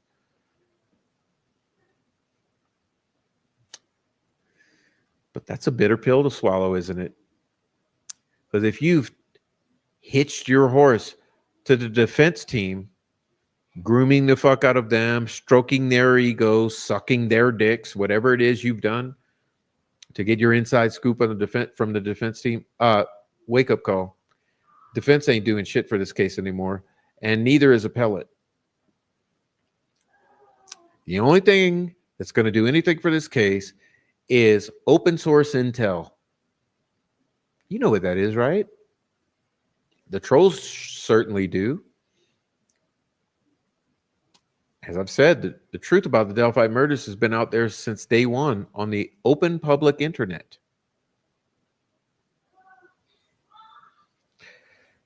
That's why I believe it's absolutely essential to be completely transparent. Anyway, so let's take a look at some.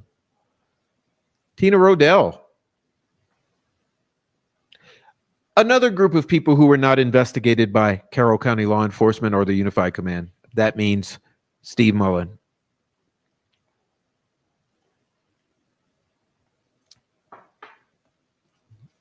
I've shown you this at least 10 times before.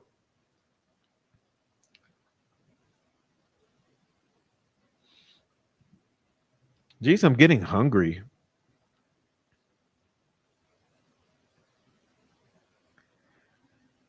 Oh, guys, I'm hungry.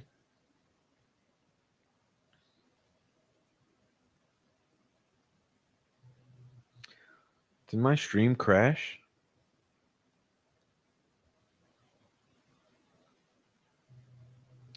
Hold on a minute. I'm having a problem finding my own stream here.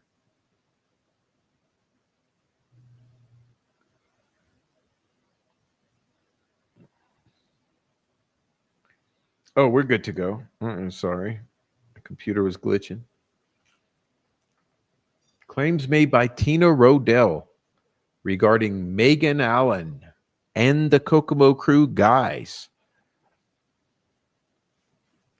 She believed there were drugs in the trunk of the car. What the hell? Come on, y'all. Where's my little... There we go.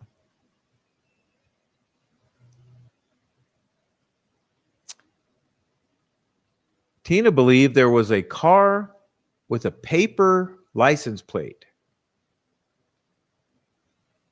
Paper plate. Again, paper plate on a white car. Drugs in the trunk. Possibly trail cams in the trunk. By the way, a guy who was pulled over days later with a 16-year-old in the trunk. I mean, in the car.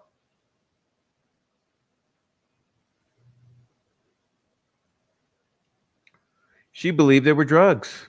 She called Lesenby, oddly enough. You remember the guy who let Diener write the safekeeping order? Tina said the men with her daughter were these guys. Right? I don't have to name them. It's right there. But here's where it gets rich. Tina said her daughter, Megan Allen, called her from the Monon High Bridge on the 13th. Question, when did those girls, Abby and Libby, allegedly go missing? Oh, right, the 13th. She also alleged that when Megan Allen came home on the 15th, which is after the 14th, which is the day those bodies were found, right?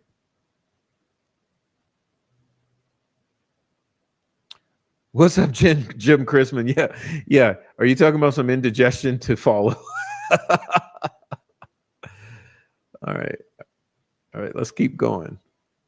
But she says her daughter, who's there on the 13th at the Monon High Bridge Trail at a party with a bunch of guys, see all these guys smoking meth and raping.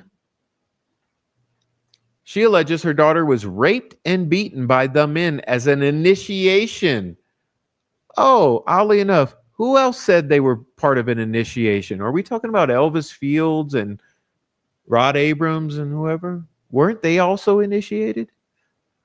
It was rumored it was for the sons of Odin. Oh, really? Odin. So this is before we knew anything about the Odinist in this crime. You all do realize that this is years before the Frank's memorandum dropped. Listen, this is for all of you in the back who are slow learners. This that you're looking out at now is from years before the Franks Memorandum. Do you understand the significance, the weight of this? Years before the Franks Memorandum. Immediately after the murders, Tina Rodell was telling everyone there were drugs in a white car with a paper plate. Leatherby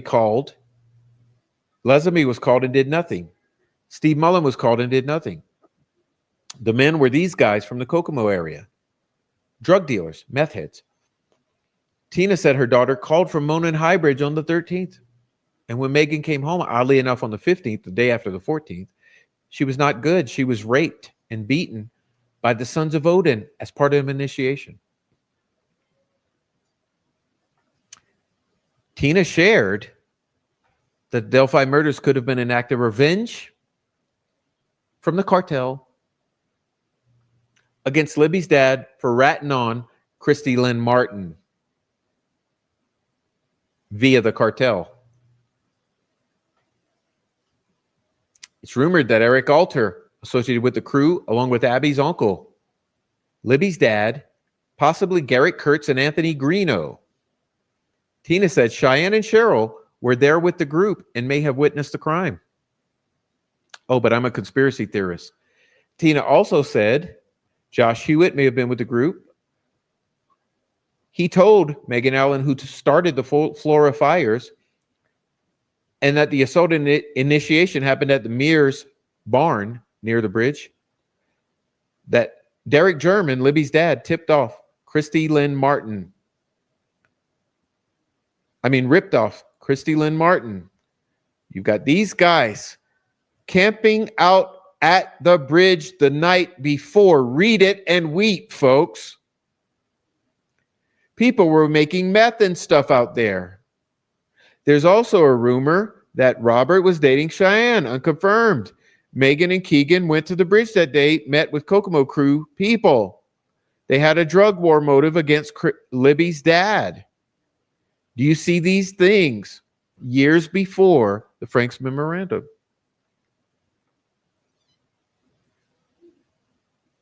These people are tied to the Sinaloa cartel.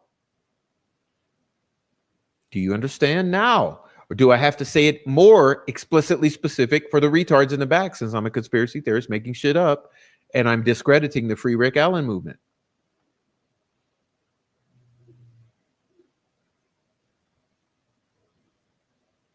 Unfortunately, this woman's home and life's involvement in this tale is not over. The day before the killings, two persons came over to visit her daughter, Megan Allen. These persons were Keegan Callis and Tyler Joe French. The two picked up Megan and took off to go to the woods, that means the High Bridge, by the bridge, supposedly to cook up methamphetamine. Wasn't it Carrie Timmons who said, I think there were guys cooking meth in the woods out there that day, and maybe the girls went into it and something went wrong? Which is kind of similar to the pig roast story, but I'm making up 100 conspiracy theories. Sure.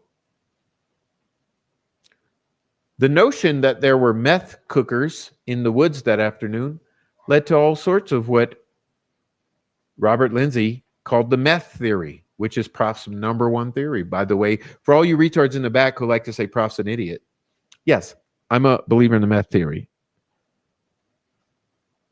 Most of those dealers and cookers, and apparently 3 people above, killing the 2 girls for all sorts of possible reasons, mostly that the girls happened upon the meth in the woods cooking operation. Oh, isn't that what Eric Williams says? It was a meth lab the girls walked into. One of them went crazy and shit went wrong. Isn't that what Eric Williams said? Who is Eric Williams? I don't know. Figure it out.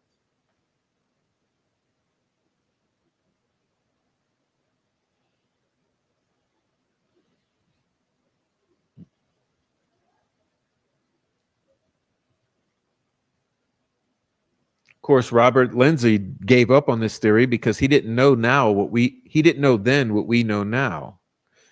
Nevertheless, 2 to 12 a.m. and noon to 2, they were gone cooking meth, raping, gang raping, initiating, Filming. Oh yeah, they were filming.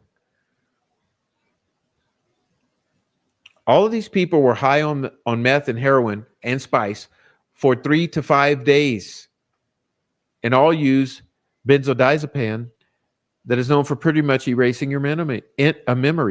The daughter, Megan, came home late, beaten up, and complained that she had been beaten and gang raped at some point. Yeah, she was also full of rashes from the meth. Possibly poison ivy.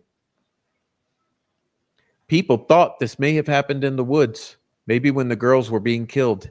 But this gang rape probably occurred somewhere else. Yeah, she said in the gray barn at the Mears property. Hello.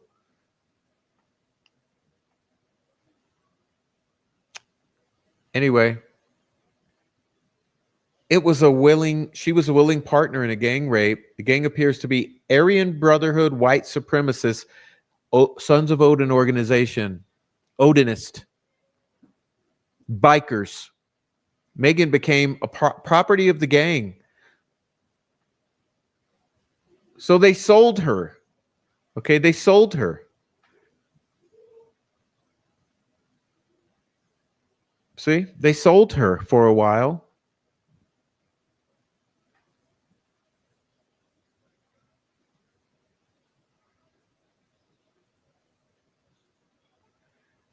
In the aftermath of the 3-day ordeal, Megan reportedly confessed in part to the murders of the girls, stating that she wanted to know what it felt like to stab someone, so she stabbed someone, Abby.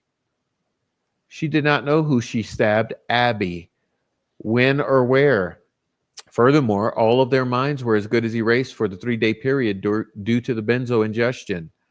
I'm not sure if her confession has been turned into the police. Well, the statement that I've seen supplemented with other screenshots is that she said she stabbed Abby while staring her in the eyes. I've shown you that screenshot before too. Hey, none of this I'm making up. None of this I'm fantasizing. All of this is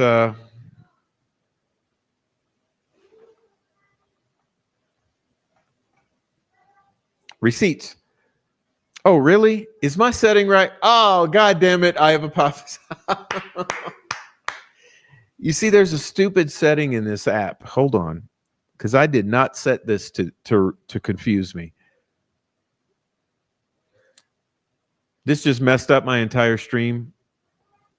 Yeah, it did. It did. I see the camera setting. Mirror my camera. Don't mirror my camera. What the fuck?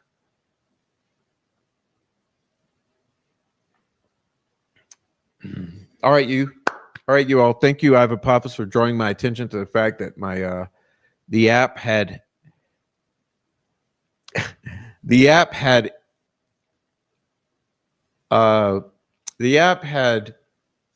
independently done that to me, and now it's ruined the entire previous hour, because it's very important that you're looking at this, right? So thanks to the app for messing me up. Hey, all I'm doing is reading shit off of Reddit. Do you understand what this is?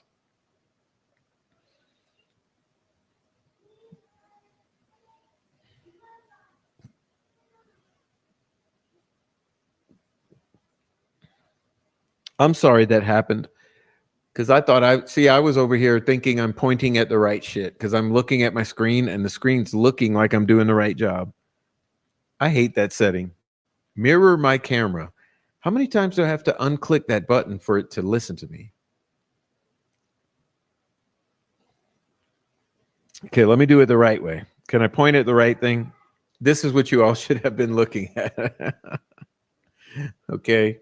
All of these things that I'm putting on the screen. I apologize. This is like it's a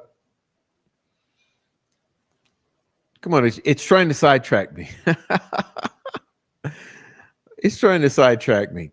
God damn, mirror my camera setting on a fucking StreamYard. Okay. But hey, one thing you know, let me make this explicit for you.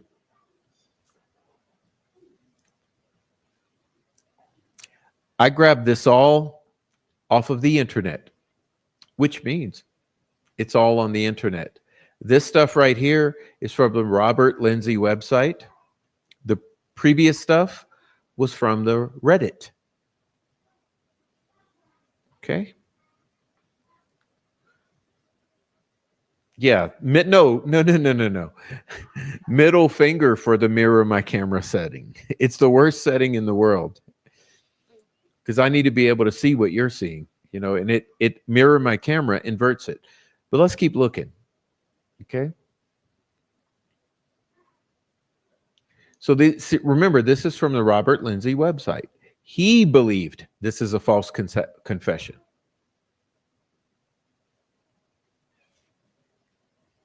He says Megan does not seem capable of murdering those girls. Well, I didn't say she murdered them. Hey, that girl could have been dead. Here's the deal. You can always stab a dead body, can you not? Let's be real here. Does the fact that she's put a knife in a girl's neck mean that she killed the girl? That girl could have. My theory is this: Abby's already dead. She's laid there. And they say, go stab her. So she goes stab the dead body, which means, how does Abby die? Well, it's a good question, isn't it? All right, let's keep looking. Of course, he goes on and projects his own feelings into this shit, which you should never do. She has no details about this stabbing. Yes, she does. She said she stabbed the girl in the neck and pulled it out. Well, oddly enough, that's exactly what Abby has. Remember, Abby's not butchered like Libby is. Abby's not throat slashed. Abby's merely stabbed in the neck. Kind of odd. Megan does not seem capable. Oh, really? Would you say that about anyone? How would you know who's capable or not? Anyone's capable of doing anything. These guys are pretty lousy men. I cannot see them murdering these girls, especially for no particular reason. Well, that's where you're also projecting your feelings into the situation. The woman has been interviewed by both the FBI and ISP. No, that's not true. That's not true. They attempted to do so, and she was so bazonkers out of her mind, they left her alone and never followed up, which goes back to ineffective investigation by the Indiana State Police.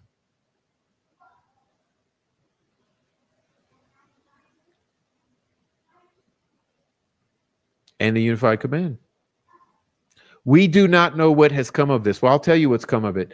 They never followed up on the investigation, okay? Intentionally, because they never wanted these murders solved. Our information now is that Ellie does not believe the meth theory of the murders is a valid hypothesis. Of course they don't, because they are married to the idea of a lone wolf killer bridge guy, who they say is Richard Allen, and who the other side says is Ron Logan, but who is neither, and who we don't even know is the only perpetrator or even a perpetrator in this crime. This is all a guess. As far as Megan Allen goes, at some point she sold to a man up in Wisconsin. She had to go up there and live with this man who bought her for a month or so. Later, she was in rehab. This woman makes a lot of dubious choices, has terrible friends, and has gotten herself into a heap of trouble, but I don't think she's a murderer. Well, that's what you get for thinking. And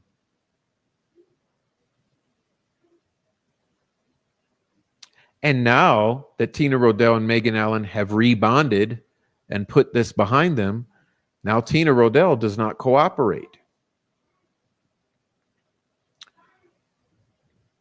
And here's some information from Reddit, from where this comes from.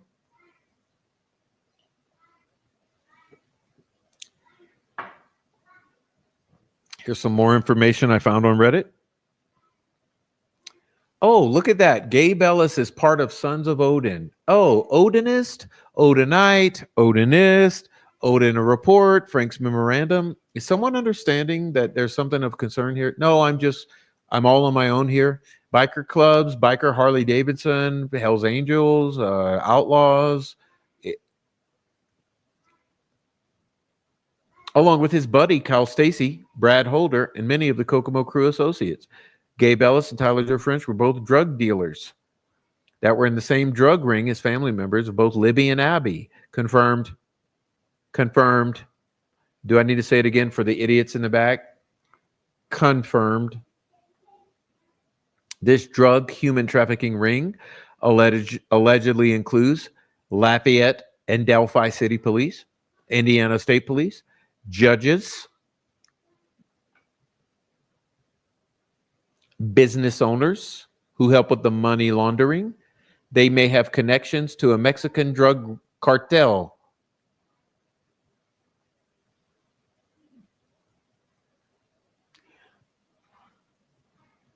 But I'm the conspiracy theorist.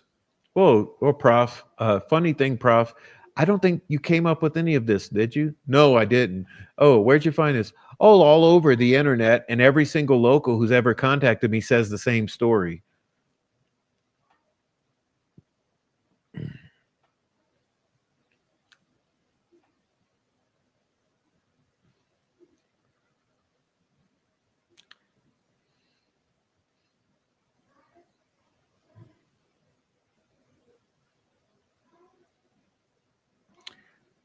Oh, Prof, why do you come on the internet and show everyone receipts from the past 7 years of the Delphi murders from the locals? I don't know. Let's see. Gabe Ellis is pulled over with an underage girl. It was a 2001 gray Grand Am with expired paper plates. The same plate number was written down from the 2012 Dodge Dart at the abandoned CPS building. These damn receipts. Oh, Prof is just a troublemaker. He's just confusing people. He's a conspiracy theorist. He's making the Free Richard Allen movement look like a bunch of lunatics. He's discrediting all of us by asking us to be accountable for our own actions.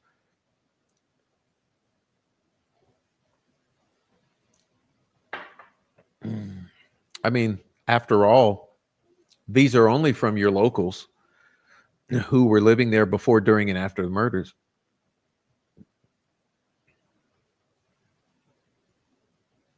By there, out there means Simone and Highbridge, Ron Logan's property.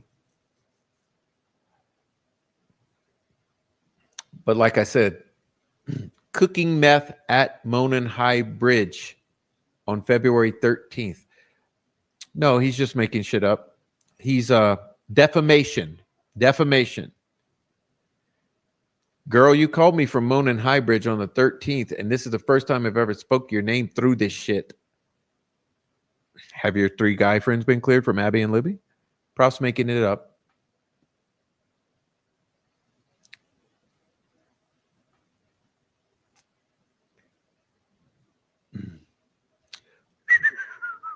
I saw a conversation between 3 people on February 15th, 2017. Let's see what this is. You kill me too. No, you two kill me on Reddit.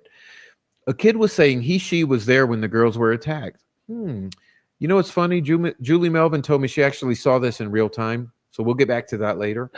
It didn't make sense. Why would a killer bring someone who could be a witness, commit a murder, and just let them go? Sounded crazy, like a hoax or something.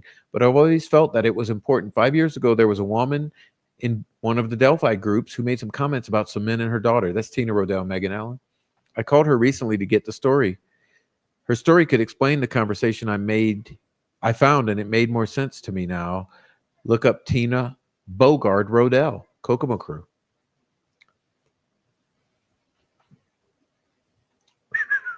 Yeah, Cheyenne is Jennifer's pseudo stepdaughter. She has a sister named Carol, who has a brother named Thomas, who has a mom named Jennifer Barnes Dean. Thomas Miller is a pyromaniac. Cheyenne and Carol are also related to the Pink Cards, have close members of the family that are verified friends with 2 specific ladies involved in the fundraising efforts for the Florida Girls. Ooh, that's rich. Also, Jennifer is well acquainted with the 2 fundraising ladies. Also, Joyce from the fundraiser is close with Jennifer's Uncle Dewan, who is her closest adult relative since her mother passed away. Specifically, the defense requested certain geofencing evidence that at least 3 persons were in or around the crime scene at the time when the murders were taking place. And none of the owners of those phones, Browns, were any connection to Richard Allen Brown's. This geofencing evidence would provide evidence of the following scenarios, Browns. Those persons walking with the phones, Browns, are witnesses that would have observed the murders and they were taking place, and none of them have been identified. And none of them have identified Richard Allen Brown. Those persons walking with the phones were witnesses who observed nothing, as the murders did not take place February 13th, but the victims were taken away from the crime scene and brought back to the crime scene after the search was called off in the darkness of the midnight hour.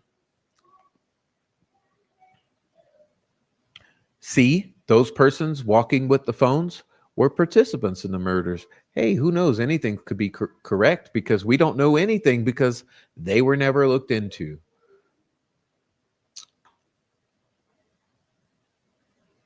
Said geofencing evidence was so important that somebody involved in the investigation created a map.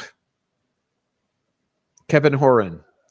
Kevin Horan with the FBI at the time, he's now a independent contractor.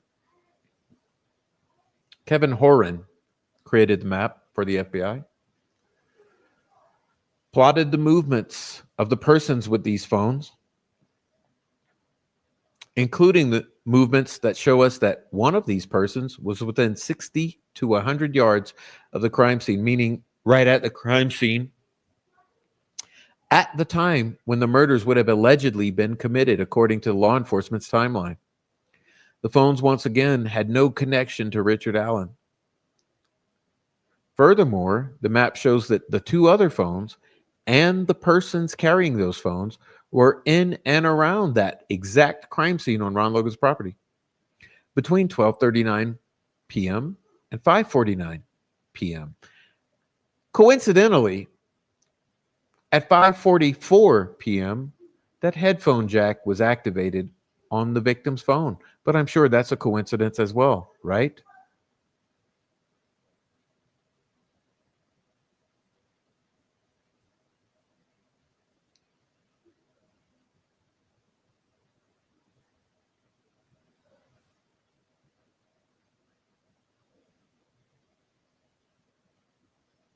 Hold on, I'm having an issue with someone here.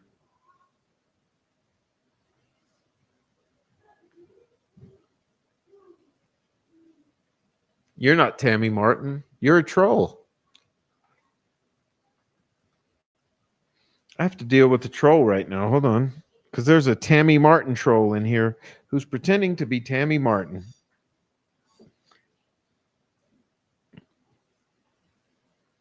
Let me deal with Tammy Martin because you're not my Tammy Martin. Let me deal with this cunt. Let's see. Go to channel. Sure, I'll go to Tammy Martin's channel.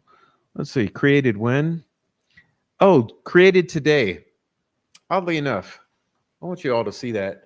See, Tammy Martin created today. Tammy Martin, let me tell you something.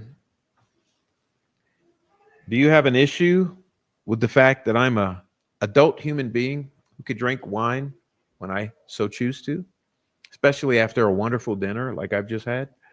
Especially when I've been gang stalked all day by a bunch of fucking retards on the case. That means the Unraveling Girls and the Troll Farm.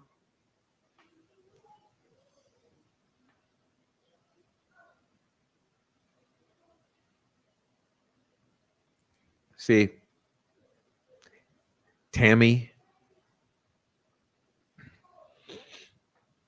you're a troll.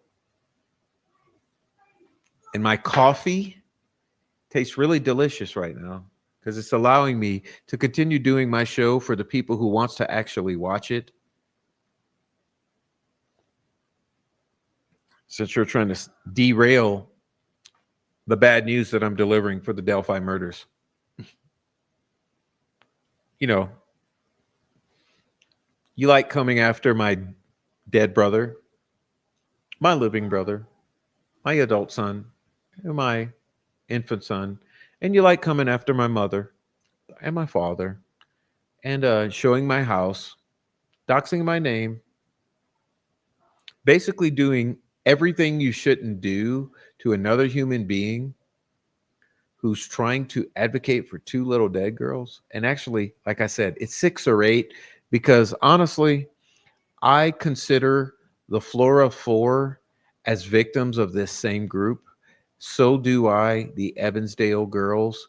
Like this is clearly has been the same group, has been killing all kind of children in this Midwest area. Okay. So if you want to shame me for being an adult, you're going to have to find something different because you all are meth heads. You understand that? And I don't care what you have to say.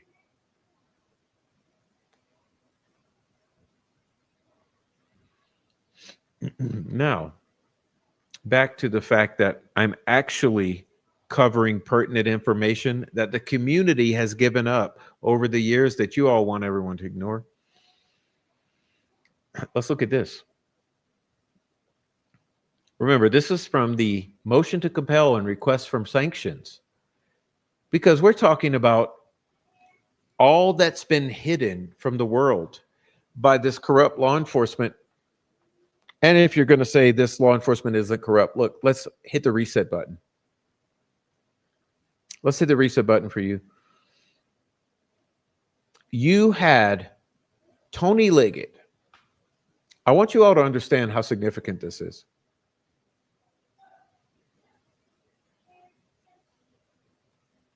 You had Tony Liggett. Yeah, I really need you guys out there in this world to understand how significant this is because I don't think you understand. Like for me, this is so significant.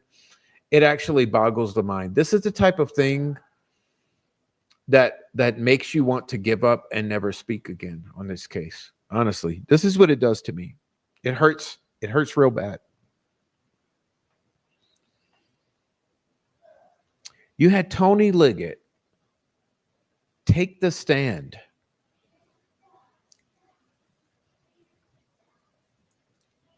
And he was allowed to say to the people of the world and to the 12 jurors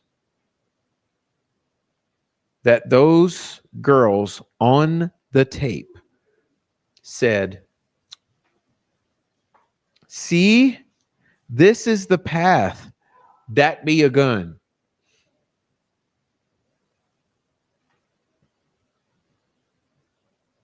Like for real, does that not make you want to cry that he did that? In the case of justice for these two little dead girls.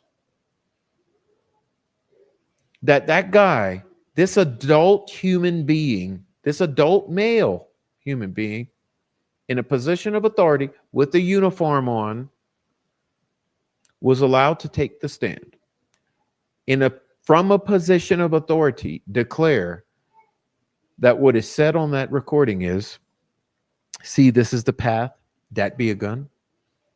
When any of you, and I mean any of you, any person in the world at this point can play that video and put on headphones and you can hear for yourself that what is said is, see, this is the path that we go down.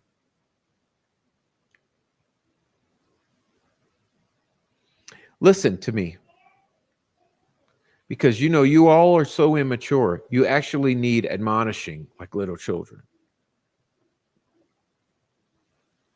Do you understand that these girls' last moments are caught on this recording?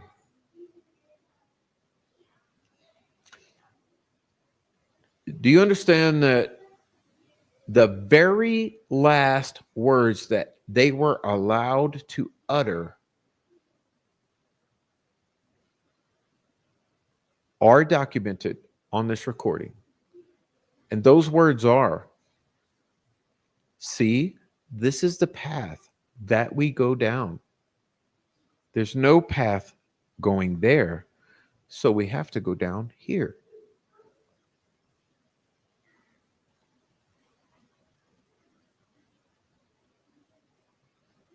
Yet, law enforcement was allowed, and the prosecutor allowed it.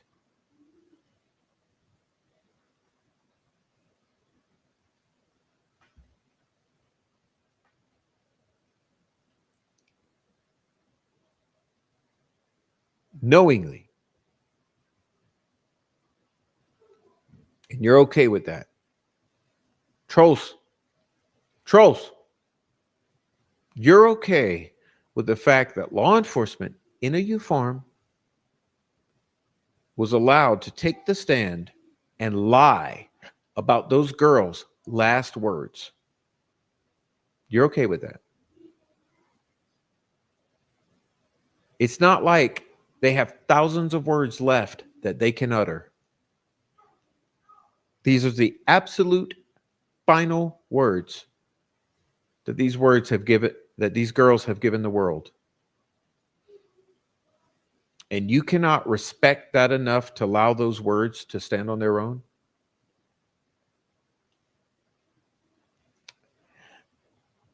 And you meth head troll farm have the nerve to come on the internet and harass, dox, abuse, threaten, slander, defame,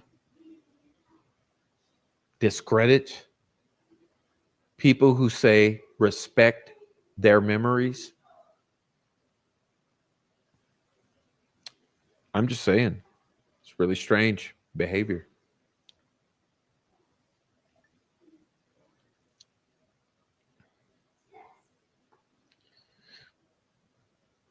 There's no that be a gun. And whoever would say that is completely disrespecting the memories of those two girls. And it's a shame. But it's troll farm approved.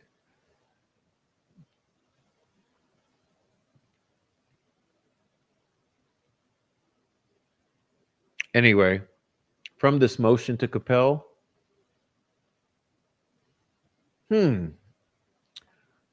why is it that the defense has to beg for and never receive all of Derek German's interviews, all of Kelsey German's phone dumps, and interviews, which we know there were multiple, but I'm a family blamer. All of Cody Patty's phone dumps and interviews, and these two images that exist, but which the state of Indiana, no comment. We are talking about a photo of Abby on the bridge.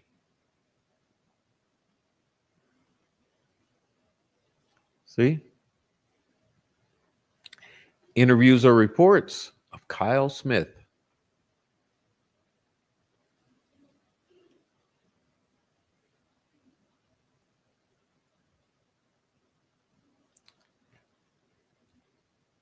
Analysis, including whether or not the state of Indiana believes that Abby walking on the bridge photo is legit.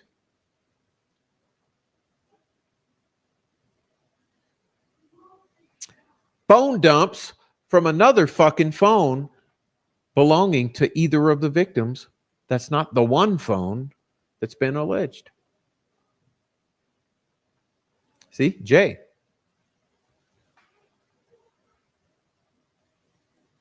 Geofence victim. Oh, but I'm crazy. I'm crazy. We have reason to believe that Richard Allen is not the only person involved in this case, that there may be other actors, says Nick McClelland. Oh, but I'm crazy.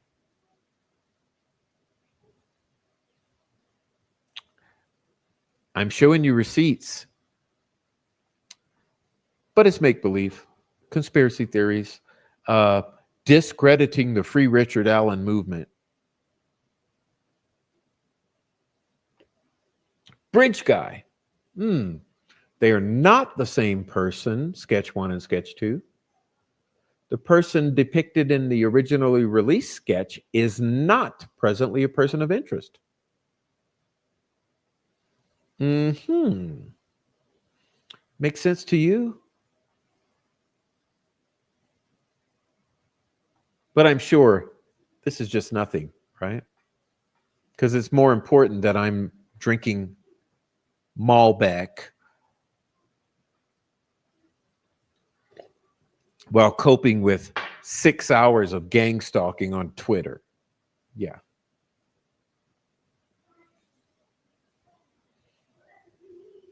Co. Keegan Kline admitted to driving to Delphi with his father. Keegan Kline waited in the vehicle while his father went into the woods. Vito testified. Keegan Kline stated Tony Kline returned to the vehicle, had blood on him. Roland Purdy further testified. Keegan Kline admitted they discarded a knife in a river, but he said the wrong bridge.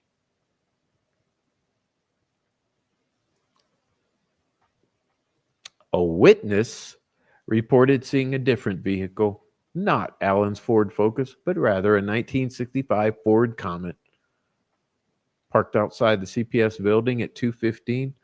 But this detail was omitted in the affidavit. But I'm a conspiracy theorist.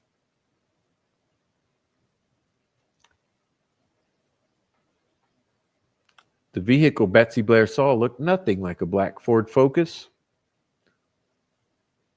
The shape had sharper angles. Again, Betsy Blair provided this description, angular in appearance, directly to Liggett. Liggett was fully aware that Betsy Blair described another vehicle. As a matter of fact, look down here. She even provided a sketch of the side profile of the car observed at the CPS building at 2:15, featuring the sharp angles the car possessed. But I'm making it all up. Also, she told Liggett to his face that the man she observed was wearing a lighter colored coat and was covered in mud.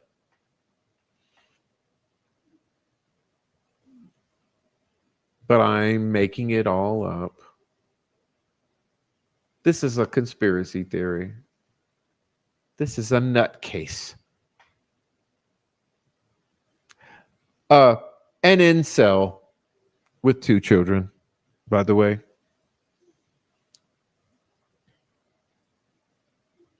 A woman hater with 2 baby mamas who love me, by the way.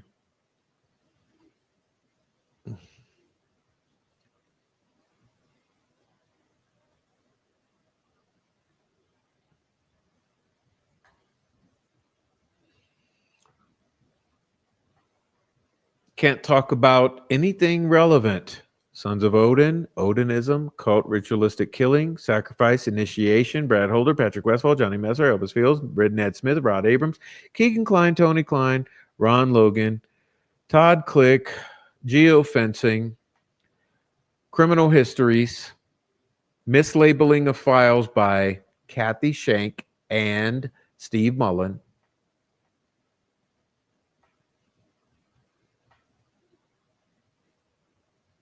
Can't talk about either the fact that those girls' bodies were, according to the state, those girls' bodies were there for 19 hours, which included at least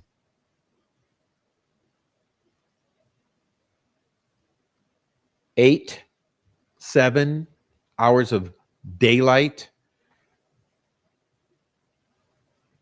But sure, not finding the bodies for 19 hours, including the 7 hours of daylight plus, there's nothing to be alarmed about.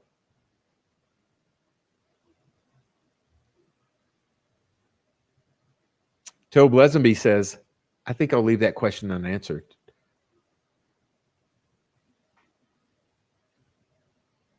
Back in April, you mentioned a smudged fingerprint. Is that a piece of evidence? There were some fingerprints collected. Uh, I don't know how stupid you are in the back of the room. You know, the troll farm, the mean girls. Let's have a little reality check here. There were some fingerprints collected, says Tobe. But again, practically every crime scene has got fingerprints. Same with DNA. You have DNA. Yeah, we don't know. We haven't. No, we ain't. Let me ask you this, since you're all so smart. This is for the women. Since I'm a woman hater, let me ask you this. This is coming from a woman hater. Because since women are above all reproach, since you cannot question women when they do stupid shit, if you're a man, let me ask you this question. Do women ever kill? Have there ever been women known to be involved in murders? Women killers. I guess it never happens, right? Well, okay, that makes sense. It makes sense then why Carroll County Unified Command would never, ever look for DNA or any other evidence of women potentially being involved in this crime. Because we all know that women have never, ever been involved in any murders.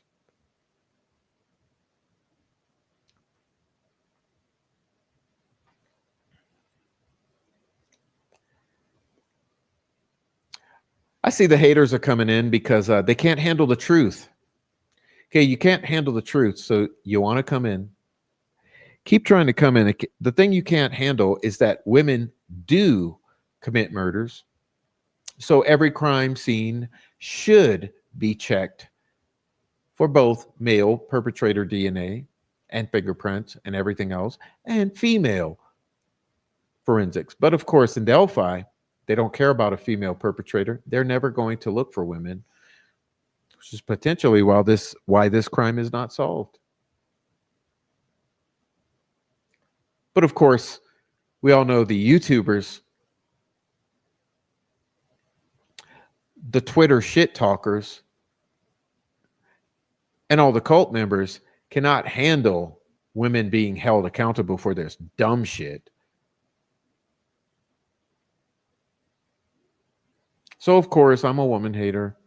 Women are infallible, beyond reproach. Don't ever question a woman, especially that one.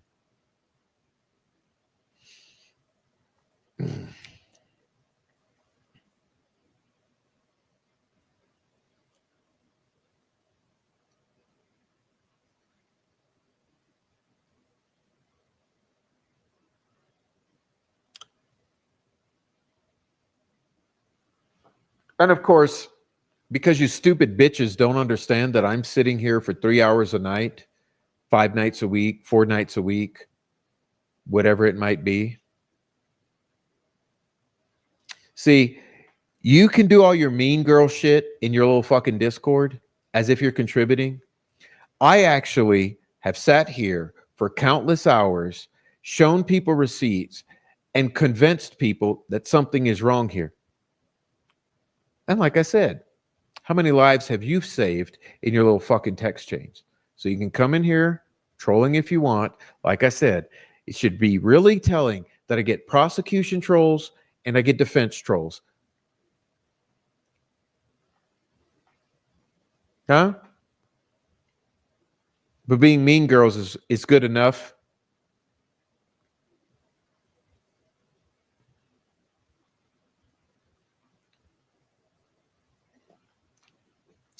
The September 4th, 2024 order denies Richard Allen the ability to present a defense, violating both state and federal constitutions. On September 18th, 2023, you remember right before they gang stalked, attacked, and took down the channel of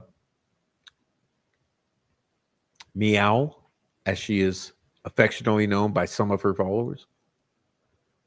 You remember before Kyle Fortson killed himself over the same type of fuckery that these assholes have participated in? You remember this guy who's killed himself, and there's been another guy who's killed himself and his baby mama with leaving a 1-year-old behind. You know, they want to pretend that that never happened over leaks that they were involved in. But they have the nerve to try to come, discredit me, shame me, sidetrack me, ostracize me. You see, I wasn't involved in the fuckery that got him killed. I wasn't involved in the fuckery that got the other ones killed. Can't say the same for you guys. So shove that up your asses. And again, this is free speech. Listen, the fact that you try to censor my speech because I was an educator,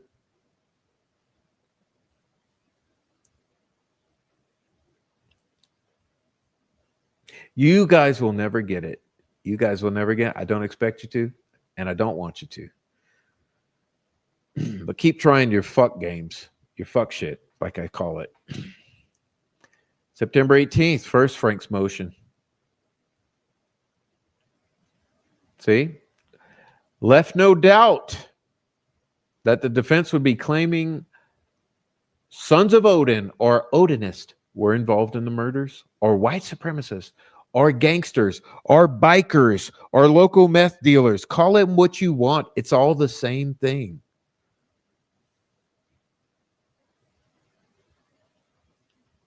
That at least 3 law enforcement officers, Todd Click, Kevin Murphy, Greg Ferenczi, who was killed by an Odinist, despite what these same retards want you to believe, he was an Odinist, is an Odinist, who's now claiming mental incompetency. And oddly enough, the court system in Indiana is giving him the excuse of not mentally fit to stand trial. But Richard Allen was eating his own shit, and he's just fine, though.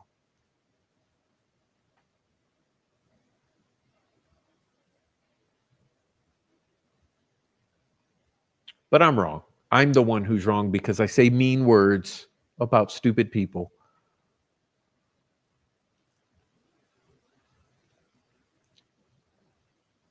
Okay. In spite of the prosecutor knowing defendant Allen's third-party defense, prosecution waited over 7 months before filing the motion in limine. That's called derailing his defense. That was all intentional, his strategy. Okay? Furthermore, in the motion in limine, April 29, 2024, the prosecution requested the court prevent the defense from talking about anything relevant.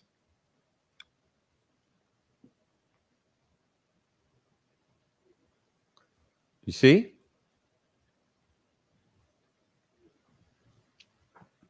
But there are some heroes. There are some heroes like Matt Sullivan. And look, hey, Matt's one of those who has been so harassed, gang stalked, and threatened that he's been run off the case. He'll probably tell you that himself.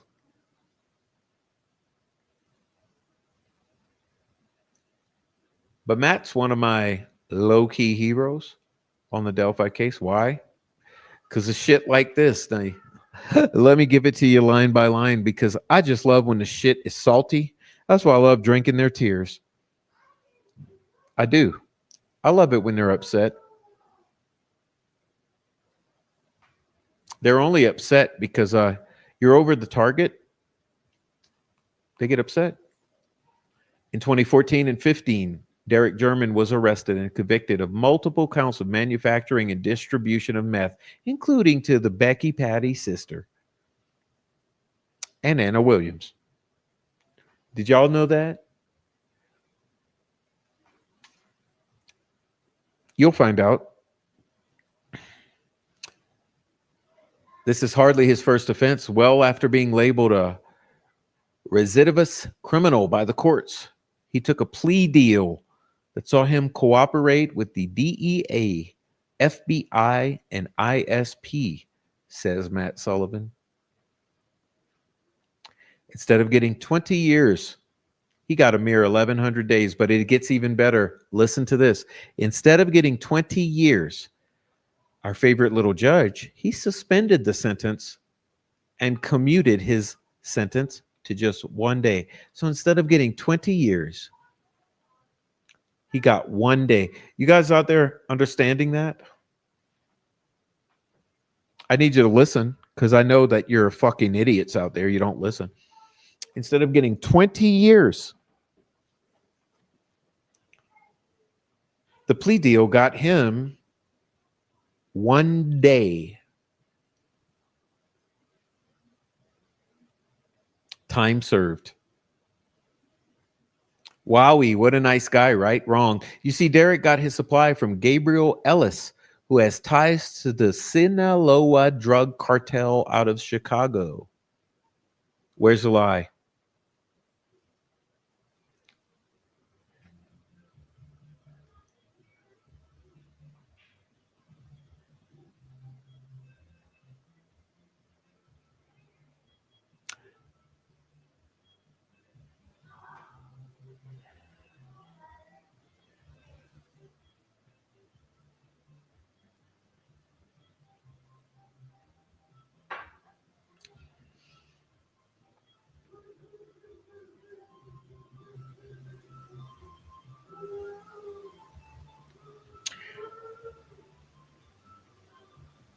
Gabe Ellis is a bad man with bad intentions. A child predator and a violent felon, one who has at least 10 previous criminal charges throughout the years, all drug, sexual violence, and child predator related, says Matt Sullivan. But get this, Bouts ensured that he was never locked up, so he would get a few months here and there for charges that should see him locked up for years. Keep in mind now that Fouts jailed 80-plus-year-old Ron Logan for 4 years for a driving offense. Of course, you see what I'm getting at, says Matt Sullivan. Anyway, Ellis, in my opinion, sought revenge with Derek through his daughter. This is why Libby was desecrated like that. Only months earlier, another girl, Karina McClurkin, an 18-year-old from Kokomo, went missing, last seen near this piece of shit, says Matt Sullivan. Keep in mind, his vehicle at the time, a white Pontiac Grand Am, was likely the one also described by investigators as being parked at the former CPS lot near the trails on February 13, 2017, with paper plates. It's our job to point the finger at Carroll County, who have done nothing but work to protect themselves by stalling closure for the families and for the public, says Matt Sullivan. But I'm sure you all think this is a conspiracy theory, just like all of the above. That all adds up. And sure, Ron Logan Lone Wolf killed these girls. Or Richard Allen.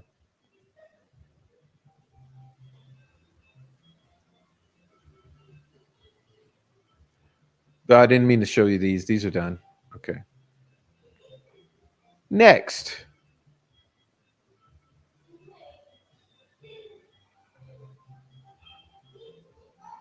Also from Sully. I'm not saying that she had a phone that day, but several contacts of Matt Sullivan, including one in a well-known group who recently ran into the arms of Becky Patty, confirmed that she had a phone, likely against the knowledge of her mother, and this is talking about Abby, and that it was in fact a member of the Pattys that secretly got her this phone. Again, let's read it again. Matt Sullivan was alleging in regards to Abby having a phone. Several contacts, including one in a well known group who recently ran into the arms of Pecky Batty, confirmed that Abby had a phone, likely against the knowledge of her mother, and that it was in fact a member of the Batty household that secretly got her this phone. Did she use this to communicate with someone before the murders when she was there? Was she there with her phone? I think we already know the answer based upon Libby being made a hero by law enforcement for staying with her friend when she could have left. It appears to show this person might have been catfishing Abby to get the girls out to the trail system. Pecky was recently asked by these group hypocrites about a phone. Pecky Batty confirmed that yes, she had one, that she was not allowed to use it all the time. Pecky Batty likewise denied that she had gotten her the phone. Well, I seem to remember a video out on the back deck where Pecky Batty says, Mike, um, I I called your phone.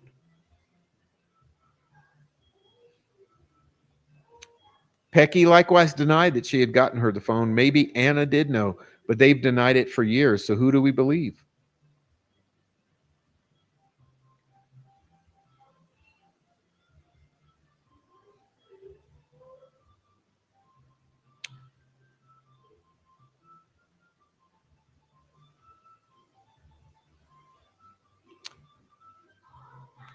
Wake up call. There were several devices found out there. Do y'all know that? Oh, it's a fact.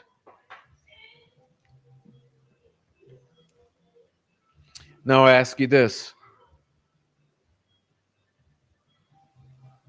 Do you remember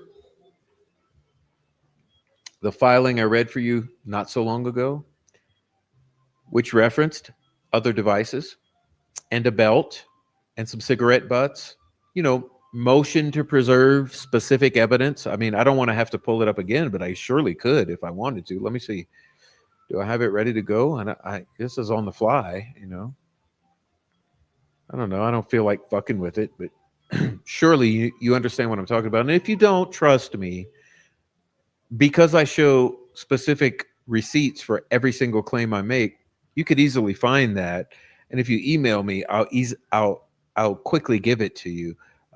Yes, motion to preserve specific evidence includes the fact that there are other devices, a belt, and some cigarette butts and DNA swabs. You get what I'm saying?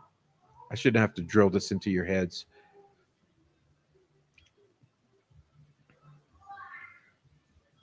Here's another elephant in the room. Today, I got pulled out for them to ask questions, says Erica Gibson. The officer, he asked me if I had the screenshot of when the photo was posted. Abby on the bridge.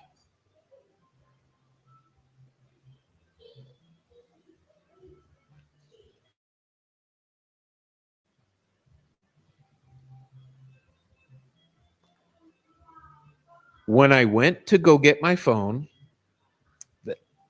they informed me that when they asked other kids, they said no to letting them see their phones.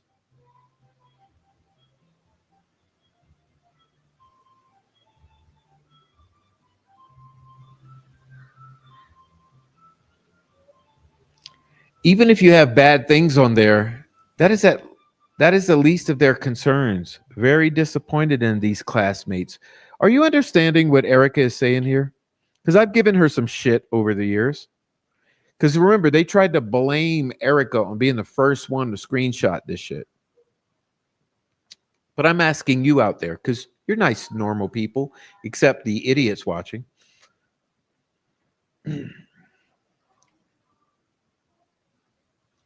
Law enforcement asked if she had the screenshot of when the photo was posted, Abby on the bridge. When I went to go get my phone, they informed me that when they asked the other classmates, they said no to letting them see their phones. Even if you have bad things on there, come on, we're talking about the murders of two little girls, your classmates. That's the least of law enforcement's concerns.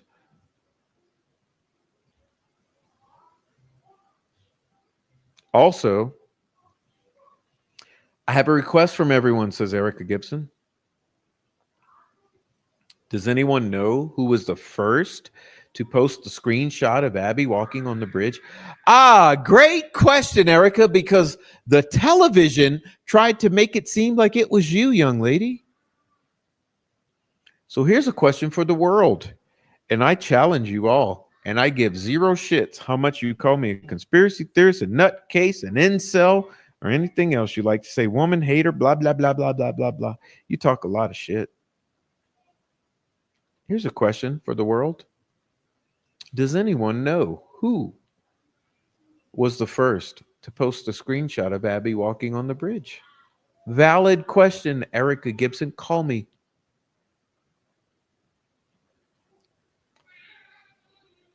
They were asking, meaning law enforcement, for that person today, and I couldn't give them an answer. So that's a valid question, Erica Gibson. Call me. Who was the first person to post the screenshot of Abby walking on the bridge, which clearly shows that it's photoshopped and the symbols for the Converse are on the wrong side of the shoe? And not only did all these motherfuckers who was out there share it as if it was legit, but we know it to be fake and it wasn't on the phone, and even ISP could not produce it. Can we wake up to something is wrong with this? Something is definitely wrong. If you ever wondered if something was wrong with the Delphi murders, as I've said so many times, Achilles heel for the Delphi murders, Abby on the bridge. First of all, we've had several lifelong expert Photoshop experts inform us that it's tampered with, it's photoshopped, it's faked. Furthermore, law enforcement could not produce it. They also admit there was photoshopping. Apparently, no one cares that this is indicative of some sort of conspiracy on this case. No one cares. Family doesn't care. Pecky Batty doesn't care. Carrie Timmons doesn't care. Anna Williams doesn't care. Cliff Williams doesn't care. No one fucking cares that there's fuckery around the Abby on the bridge photo, which proves that there's some fuckery in this case. No one cares. Mean Girls Club don't care. Troll Farm don't care. Doug Carter doesn't care. Nick McClellan doesn't care. Frank Gold doesn't care. Christopher Cecil doesn't care. Pat Cicero doesn't care. Brian Harshman doesn't care. David Vito doesn't care. Not one of you motherfuckers cares that something is wrong with the Delphi murders if there's an Abby on the bridge photo with the logo on the wrong side of the shoe that shows apparent signs of photoshopping, including people being wiped out in the back of the photo, all kind of evidence that there's something wrong with Abby on the bridge. And like Erica expresses, despite the fact that the claim was attempted to be made that she was responsible for that, she says, hey, does anyone know who was the first to post that screenshot of Abby on the bridge? But no, Prof Channel is all about conspiracy theories, woman hating, family bashing, and all the other shit they say.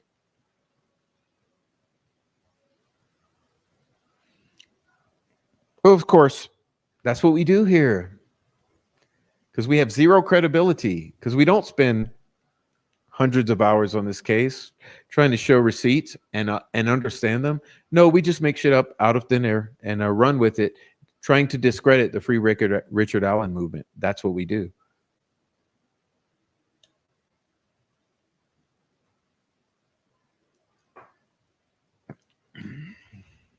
What else we got here? I got some more for you. I got 2 more adventures for us to go on before the night is over. So the first one, I'll get out of the way. You know my buddy Noe, and you know my buddy State Trooper Joe, who was on a task force involving corruption in the Indiana State Police, and he feels that there is fuckery on this case. Maybe you never picked up on that, so let me explicitly spell it out for you. Ladies and gentlemen, remember State Trooper Joe, who I brought on the channel to talk, who is a friend of myself and Noe? Even though he's a Democrat, I don't care about politics. I love Trooper Joe. You know why? Because his heart's in the right place.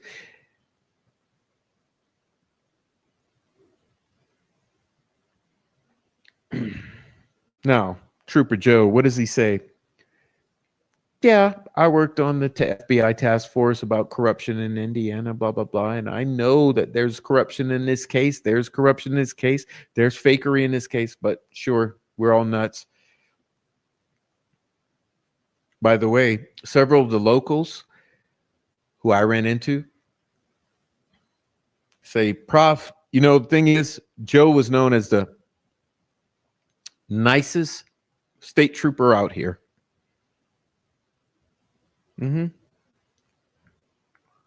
Like I said, Trooper Joe.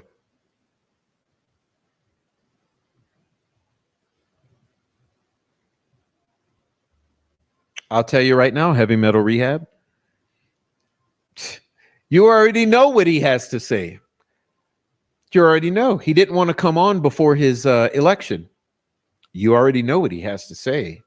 He has to say exactly what we have to say.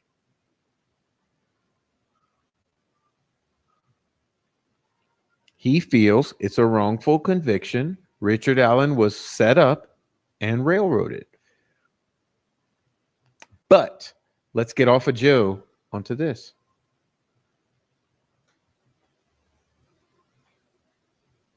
Now, let's talk about this because you might not understand what you're looking at. So let me help you out. Let me see if I can pull this down and be nice and all this shit. Since I'm mean, since I'm a mean guy, because I want to talk about Abby and Libby. I am a mean guy over here. All right, so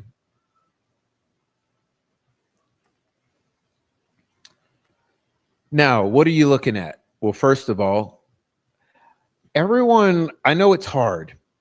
Try to orient yourself to this because it's a little disorienting. First of all, understand that this is an aerial view from above ground zero. Okay, so if you look at this, it's an aerial view literally directly over ground zero. I did this on purpose. I know it's hard to understand, but visuals are always so hard to understand for those who don't technically analyze everything you're seeing. So look at it closely. Like I said, everyone owes it to themselves to go out there because once you've been out there, this makes a lot of sense. Okay, so look at it. This is directly above ground zero, Ron Logan's. Okay. Now, the funny thing is that in most people's orientation, the triangle is upside down. Okay. Meaning that north is south, south is north. It's kind of weird. It's kind of weird. Okay. It's a little disorienting in that way.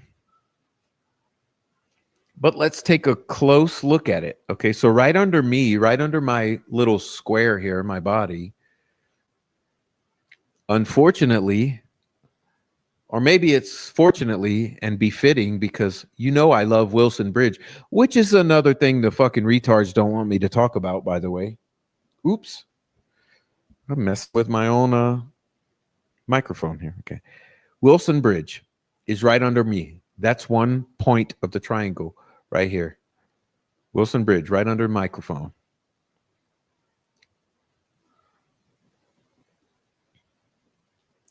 Okay, Wilson Bridge, right under me.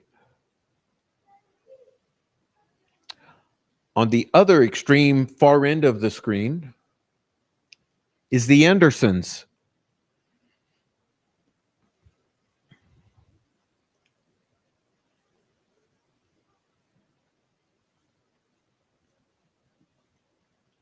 And at the top of the screen is High Bridge South End.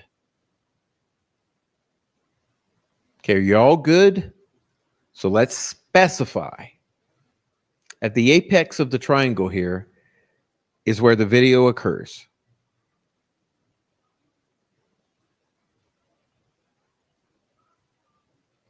All right, you guys get it? At the apex of the triangle here, the apex, the top of the triangle here is where Guys Down the Hill occurs. And again, not according to the metadata, which shows it's on the other side of town.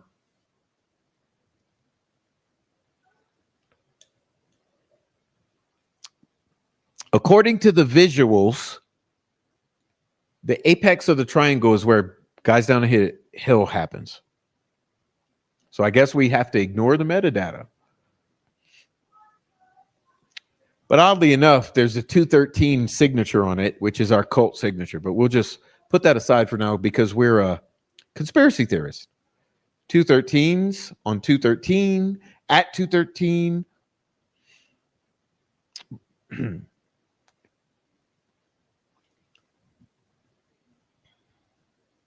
Okay, so under me is Wilson Bridge. Far end of the screen on your right. So on your left is Wilson Bridge. On your right is Anderson's. In the center at the top is South End.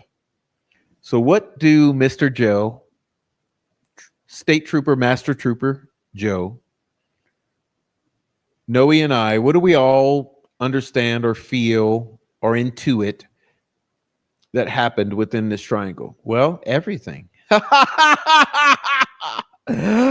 Oh my God. But sure, we're the ones who make the Free Richard Allen Club look like wackos. No, girls, I think you're the ones who make Free Rick Allen look like wackos because you don't back anything up with receipts. But anyhow, I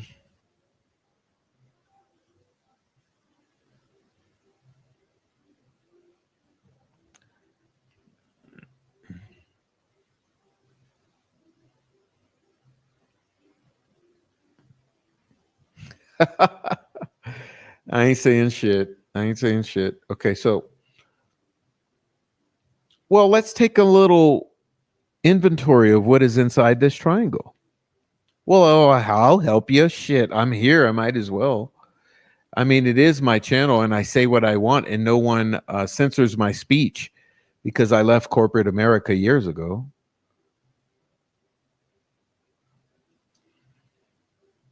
Well, first of all, someone told me that there was a lookout at the Andersons in the parking lot.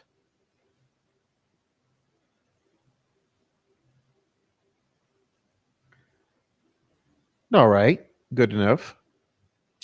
Someone also told me that right there at Wilson Bridge, which is right under me, which is the other point of the triangle, is where the girls encountered a problem. Oddly enough, one of your biker affiliated meth head troll farm members confirms that her understanding is that Wilson Bridge is where it all went down. But I know we've ignored the fact that Prof has shown us that on the community page and also talked about it multiple times.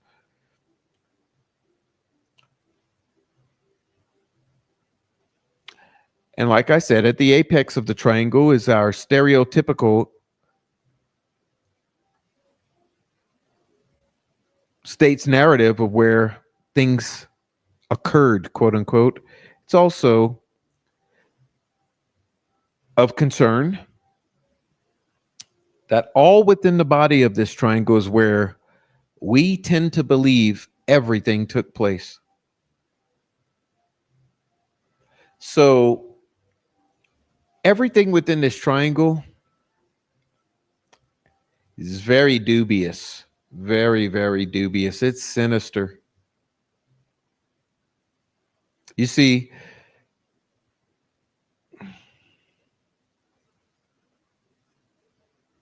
your cell tower is there. Several properties owned by the Mears family is there. Ron Logan's property is there. The cemetery is there.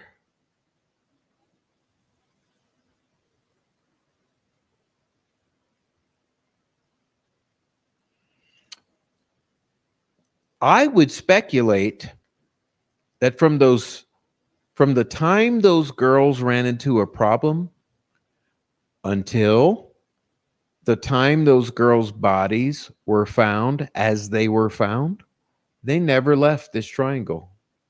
That's the point.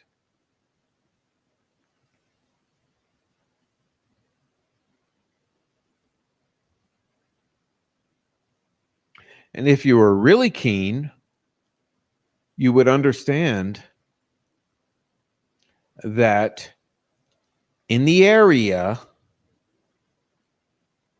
are two extremely pertinent locations that are ancillary to this crime. Well, Prof uses big words. He's a bad guy and he says mean things to mean girls. There's Riley Park and the Marathon gas station. Was a conspiracy theorist.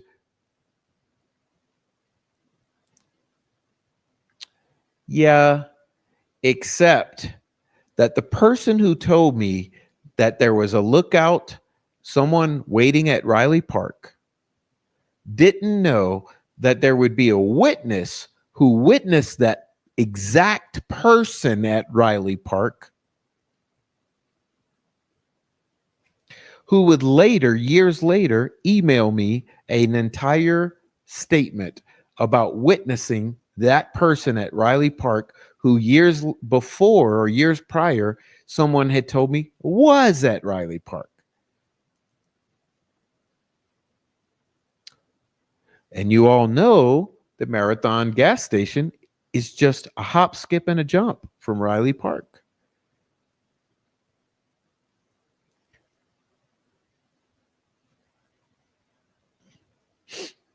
So my question is,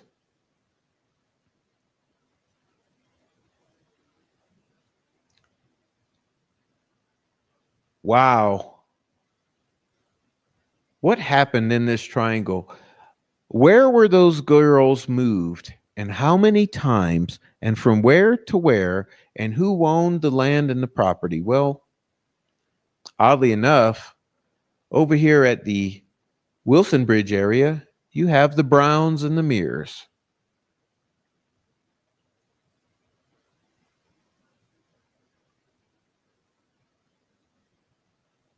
Over in the middle of this triangle, you had the Shack, the Webbers, the Logans, and the Mears. And all lonely by itself, you got Anderson's, which is just a place for a lookout. But oddly enough,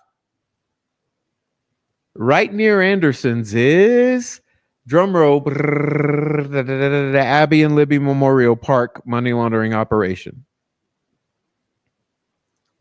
Oh, thank you, Miss K. Miss K is whooping me. Thanks for whipping out the belt.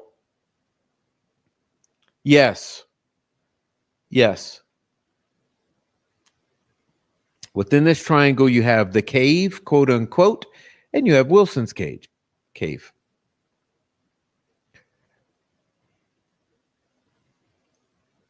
You keeping me on point, Miss K. I'm gonna take that damn wrench.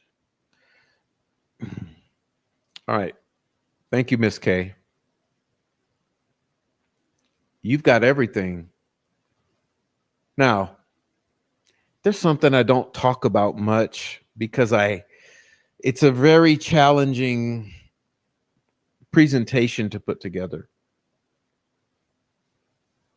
But I've shown it to you before because I've pretty much shown you everything in my mind before. Oh, good. Court of opinion.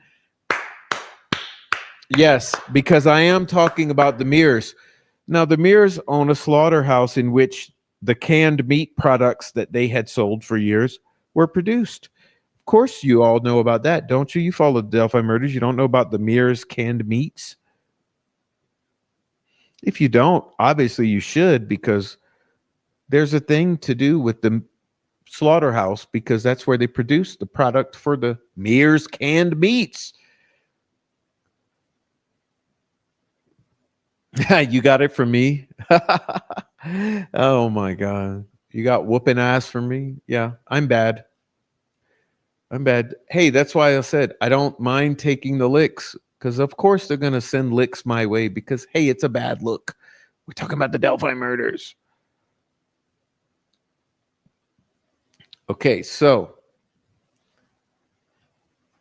also remember, Holly Lowry said multiple times that Keegan Kline was obsessed with the concept of slaughtering hogs and the tools used for slaughtering hogs.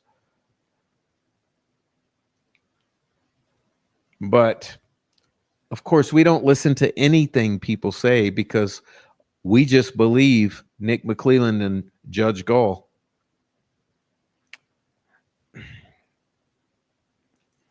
Now, I don't know if I don't this was supposed to be a predicate to what follows. So I guess I've lingered long enough. Like time flies by when you're having fun, right? At least when you've been gang stalked all day and harassed to shit. But of course, I'm making it all up, and it's all deserved. All the ass kicking is deserved, and the harassment is deserved.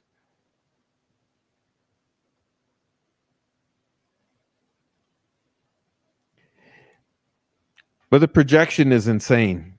The projection is insane because everyone harassing me, lying to their followers. Here's what I'm trying to say. Whoops. Literally, I don't see how people can lie to their followers and still retain followers.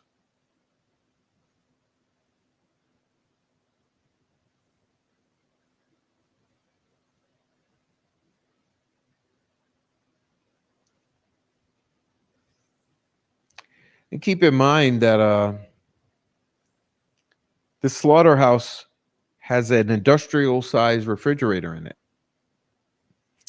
But I've also said multiple times, hey, I'm not making any allegations here because cold creek water can serve as a refrigerant in and of itself.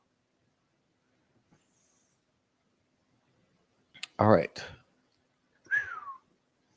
Moving on. It's time to head towards home plate. And hey, big shout out. Let me thank again our supporters here because Mark Ellis, It's a God Thing, Michael Lewis, Jennifer Hoff, Kathy S, and Just James have all supported the channel tonight, including possibly those folks on Cash App and Buy Me a Coffee who don't want to be named. And I never name the Cash App and Buy Me a Coffee folks because maybe they don't want to be named, so I'm not going to name them. I assume that all of you who support me on the YouTube do so to be recognized. Therefore, I'll say your usernames.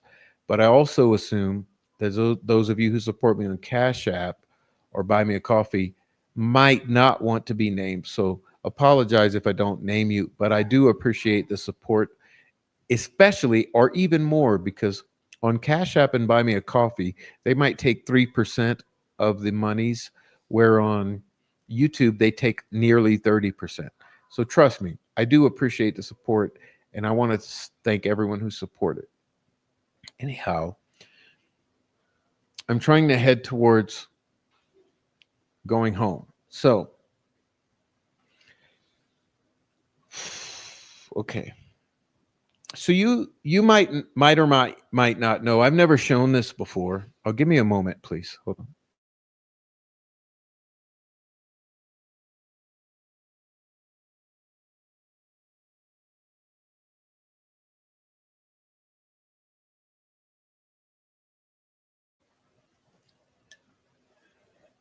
All right, I need some water.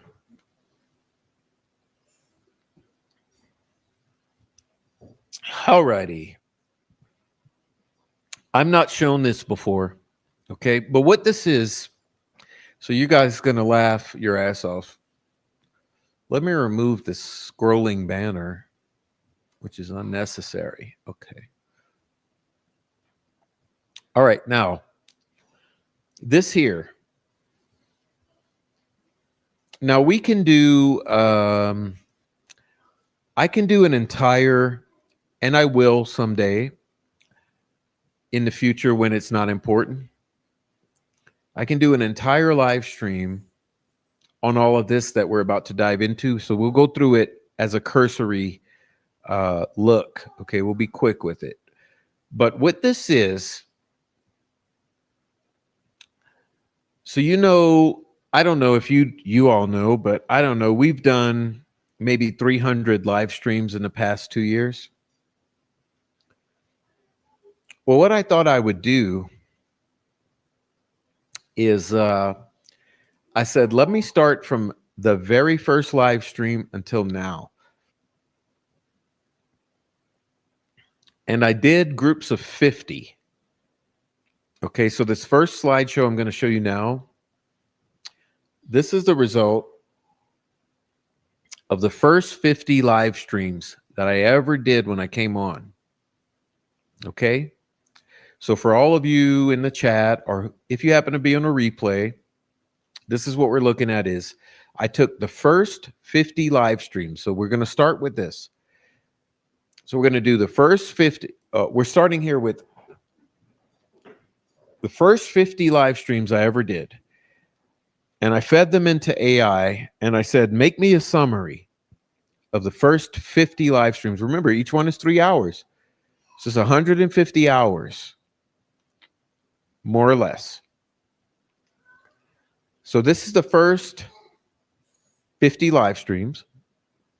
And this is what it came out with. As I said, make for me summary, bullet points, etc. of these first 50 videos. So it took all 50 videos, it took the transcripts, and then it processed and it fed out these notes that you're looking at. So I hope that I thoroughly explained, because I want you to understand what we're looking at. This is so this means nothing, okay? This means nothing. What this means is Prof's channel. Okay, so as far as conspiracy theories, as far as the retards in the room, that's us. This is the first 50 shows, which means the first 150 hours of us being retards, conspiracy theorists. There we go. The Delphi murders investigation overview and criticisms. So what it says is the core of these transcripts revolves around a critical examination of the Delphi murders investigation. The contributors consistently express skepticism and dissatisfaction with the official narrative and the handling of the case by law enforcement. Hold on. Sounds legit, right? Sounds legit. Sounds legit. Oh my. Sounds legit. AI is getting pretty good these days. All right. Skepticism and dissatisfaction with the official narrative and handling of the case by law enforcement. Sounds about spot on. Let's keep going. Several recurring themes emerge, and they are lack of transparency in communication. Whoa, seems like someone's texting me. Let's check that out. I thought I had muted it. Hey, it's a Cash App from Sheila. Okay. Okay. Don't say who you are in the chat, but thank you for the Cash App text message. I'm going to try to mute that. I forgot to mute my phone. All right. All right. Now let's mute the phone. Don't cause any more disasters. Now let's continue. Lack of transparency and communication. Isn't this what I've been bitching about over the past week? Yeah, it seems familiar, right? But again, this is the first 50 shows 2 years ago. All right. A major criticism of the prof that the prof has expressed, of the prof show, a major criticism that the prof show has been expressing is the perceived lack of transparency from law enforcement agencies. Contributors on the prof show repeatedly point out that the withholding of information, the deletion of crucial data, 70 days of interviews, and the inconsistent statements made by officials. This lack of communication fuels distrust and speculation among the online community. Oh, but the prof is just so mean for expecting transparency out of everyone associated with this case. Allegations of mishandling of evidence. The handling of evidence is another point of contention on the prof channel.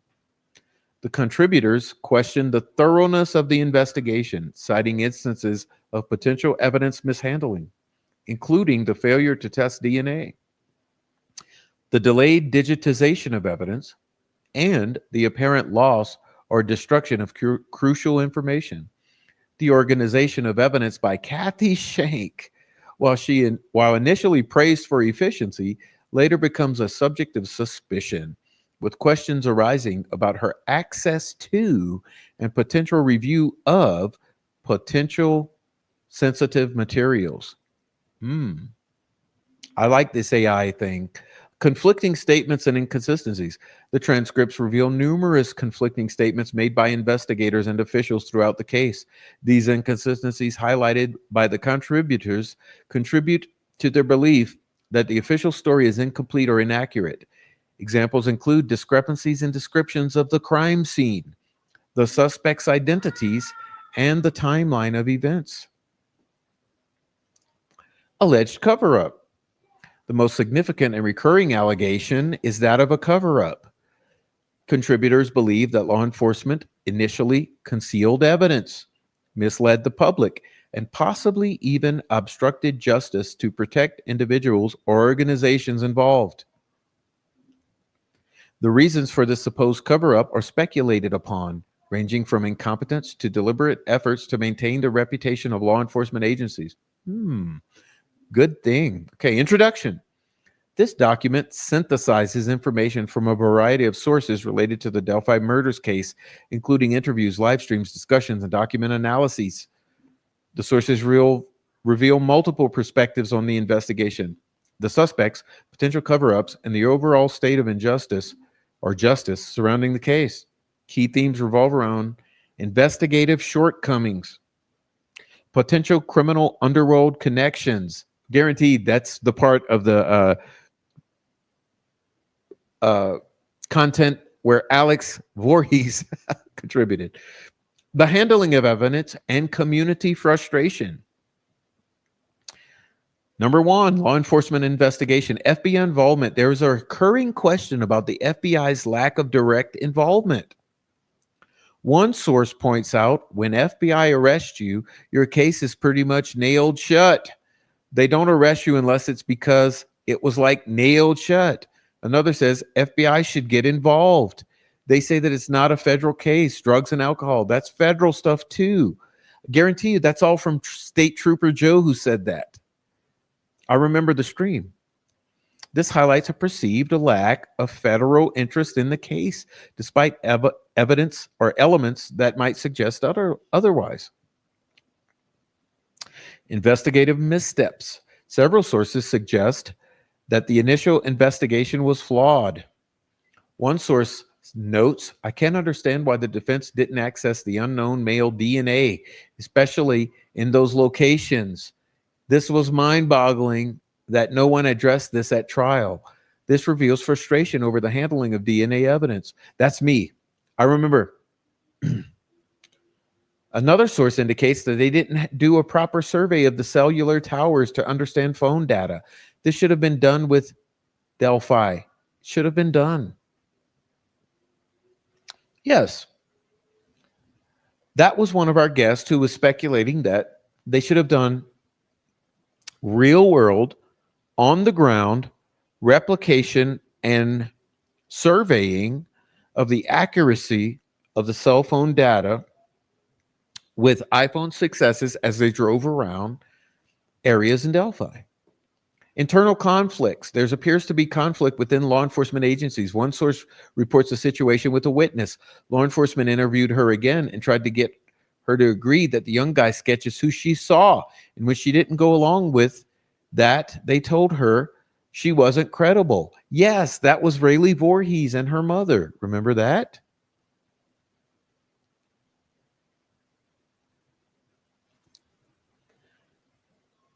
Another source indicates that they didn't do a proper survey of the cellular towers to understand phone data. This should have been done with Delphi. Oh, I'm sorry.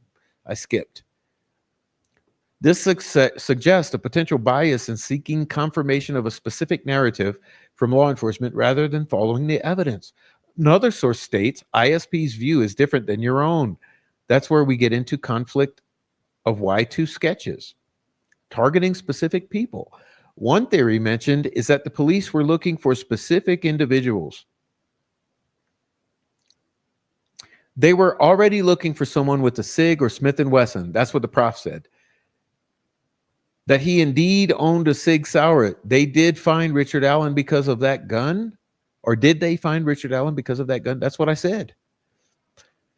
This implies that law enforcement may have worked backwards by targeting people who possessed specific firearms, which was one of my allegations. Again, this AI has done a great job. Potential criminal underworld connections, organized crime. A recurring theme is that the idea that the Delphi murders are connected to a larger criminal network. Cha-ching. As one source says, we're looking at a case that is complicated. We feel that the community knows about this as well. It's criminal underworld, dude. Alex Voorhees, ladies and gentlemen, for the idiots in the back. Okay. Oh, man, this shit is hilarious. Okay. Specific criminal activities. These potential underworld connections include identity theft, catfishing, sextortion, money, sex, drugs, dark web. One source states organized crime. Why do we have so many chomos and chomo ghouls following the case? Massive amounts of money. It's criminal underworld. Alex for the win again. Sorry. I can't control myself, man. Motorcycle gangs and drugs. The presence of motorcycle gangs and drug activity is also repeatedly emphasized on the Prof channel. One source mentions that they have been threatened by motorcycle people on both sides of the case, which is why they say to laugh at the motorcycle drug shit is so stupid. Another source notes a theory about individuals connected to the Wolfpack Motorcycle Club and their relation to the case.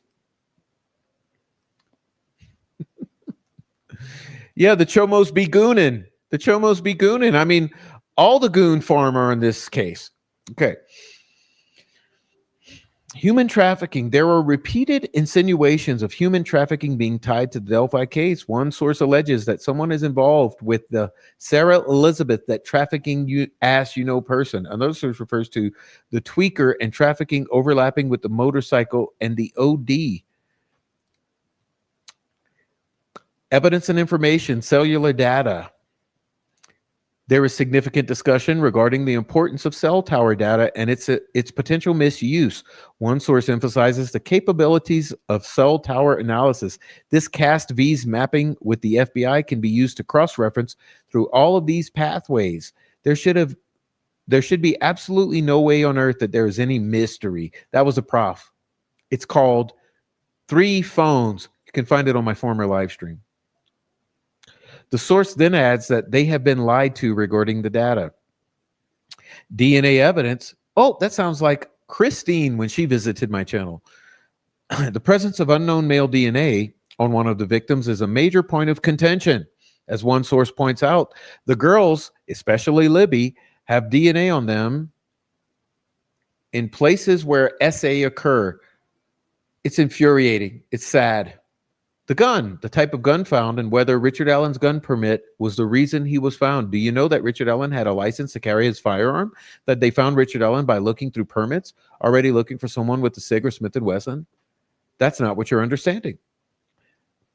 Items collected at the scene. A source provides a detailed list of items collected from the scene, including multiple knives and various electronics, raising the questions about their relevance to the case. One rusted old-timer folding knife, one sharp two-bladed folding knife, etc. Leaked evidence. There's an accusation that crime scene photos unconnected to the defense sources have been vast, but primarily fig solves, including law enforcement Sergeant Holman, which further indicates potential corruption. Community perspectives and frustration, disbelief in official narrative. Many in the community seem to distrust the official explanations of the case. One source states you have to be able to conceive of things that would not be correct. Troll farm and harassment. The community is also aware of troll farms and their internet and other internet harassers who aim to discredit or mislead those attempting to find answers about the case. A secret Discord is where all those bullies are in collusion with each other. Harassment, doxing, and stalking and intimidation is so hilarious, states one source. Desire for justice. There's a clear desire for justice, not just for Abby and Libby, but also to expose potential corruption. One source states, I want to tell them that we did it. We collectively did it. Speaking of wanting to share news of resolution to the victims' families. Mistrust of law enforcement. One source says about the police that they're a compromise too. We know it. We've heard it from the horse's mouth both ways. A sense of knowing. Multiple sources mention a sense that the truth is widely known within the community, but is not being officially acknowledged. We already kind of know what's going on around here, dude, says one. Another asked, why would you do all that extra shit if you didn't have to? You gave the game away. So you're effed now. So like we're going to sit here like the end of the movie, the thing we're all sitting here at the end and smoking a cigarette, burning shit around us. We're all going to burn till the end now, you know. That's got to be Voorhees, right? This illustrates a sense of collective understanding, but powerlessness to change the outcome. A detailed narrative style summary and critical analysis of the provided 50 prof live streams video sources. The central theory surrounding Delphi murders. Several competing theories emerge from the sources regarding the circumstances surrounding the murders of Abby and Libby. The theories often involve local individuals, a potential cover-up, and a range of illicit activities. The Kokomo crew and methamphetamine involvement. A recurring theme is the involvement of a local group known as the Kokomo crew in connection with the methamphetamine operation near the trails. Some suggest that the girls may have stumbled upon a meth lab, leading to their abduction and murder. Specific individuals, including all those dudes, okay, are named as potential members. There's a suggestion that the girls may have been targeted after walking in on a meth lab being run by local cops and a criminal informant. Smells right. There's mention of a pickup guy. The idea of meth cooks operating is brought up. Odinism and ritualistic elements. Some theories suggest the involvement of Odinists or connected individuals to the sons of Odin, potentially linking the murders to a ritualistic element.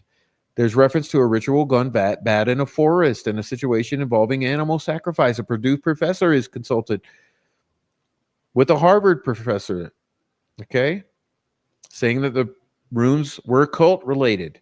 Human trafficking, okay.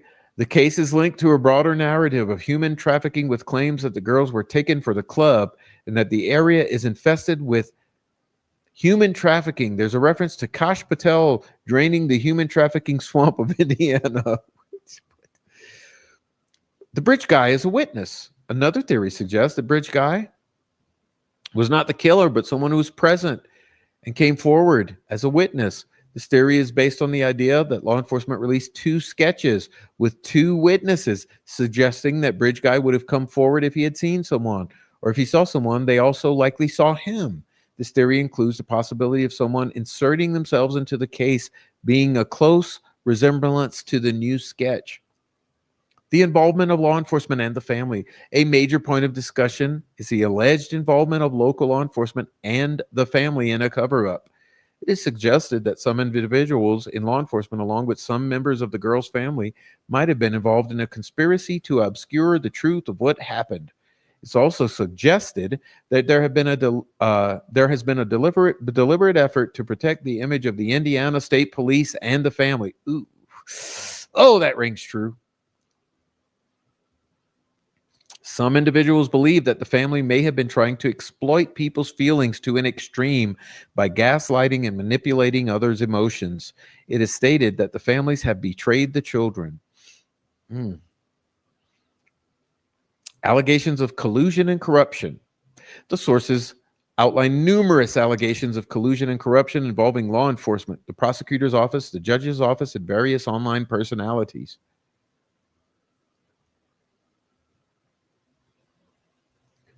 Law enforcement misconduct and manipulation of evidence. There are claims that law enforcement did not properly investigate the scene and has intentionally covered up the truth. It's alleged that they did not do background checks on people who were helping in the investigation. Some accuse law enforcement of being involved in a criminal enterprise. The idea that the crime scene photos were not investigated thoroughly is put forth. There are claims of leaks from law enforcement and the prosecutor's office. It's stated that some information about the crime scene and evidence has been obfuscated and that the police have been fabricating evidence. It's also alleged that they are trying to make the defendant guilty. It is claimed that the entire timeline is fraudulent. It's also suggested that there was collusion between the state of Indiana and the judge's office with YouTubers to sway public opinion. There are also allegations that law enforcement has been involved in intimidating, threatening, and running people off the case. The claim is made that the police have been using media and individuals as mouthpieces.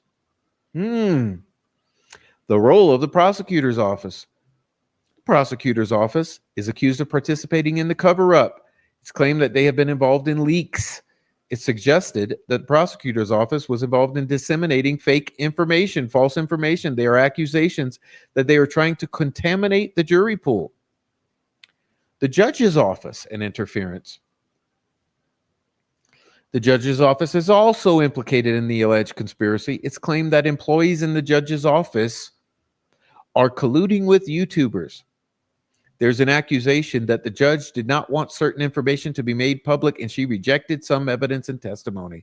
There's also mention that the judge's employee colluding with YouTubers to sway public opinion.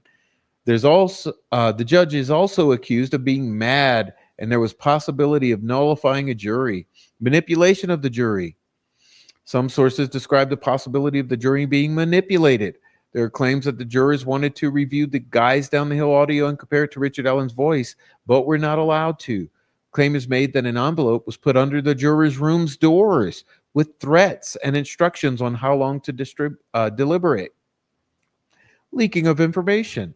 There's a significant emphasis on the leaking of sensitive information related to the case.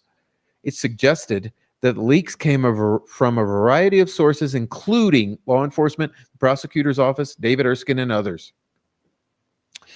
It's noted that a lot of people were disseminating the information and that people lied about it. It's mentioned that some of the leaks were deliberate and willful.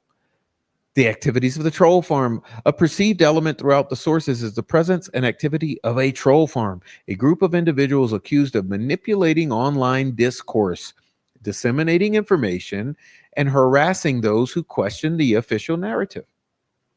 Purpose and tactics. The troll farm is described as a tight-knit group of locals. many of whom are connected to the drug trade. Their primary objective is to silence critics, run people off the case, and harass, shame, and threaten those who speak out against the family or law enforcement. They are also accused of trying to control too much. They are said to create fake accounts to enter the Delphi online community and harass people.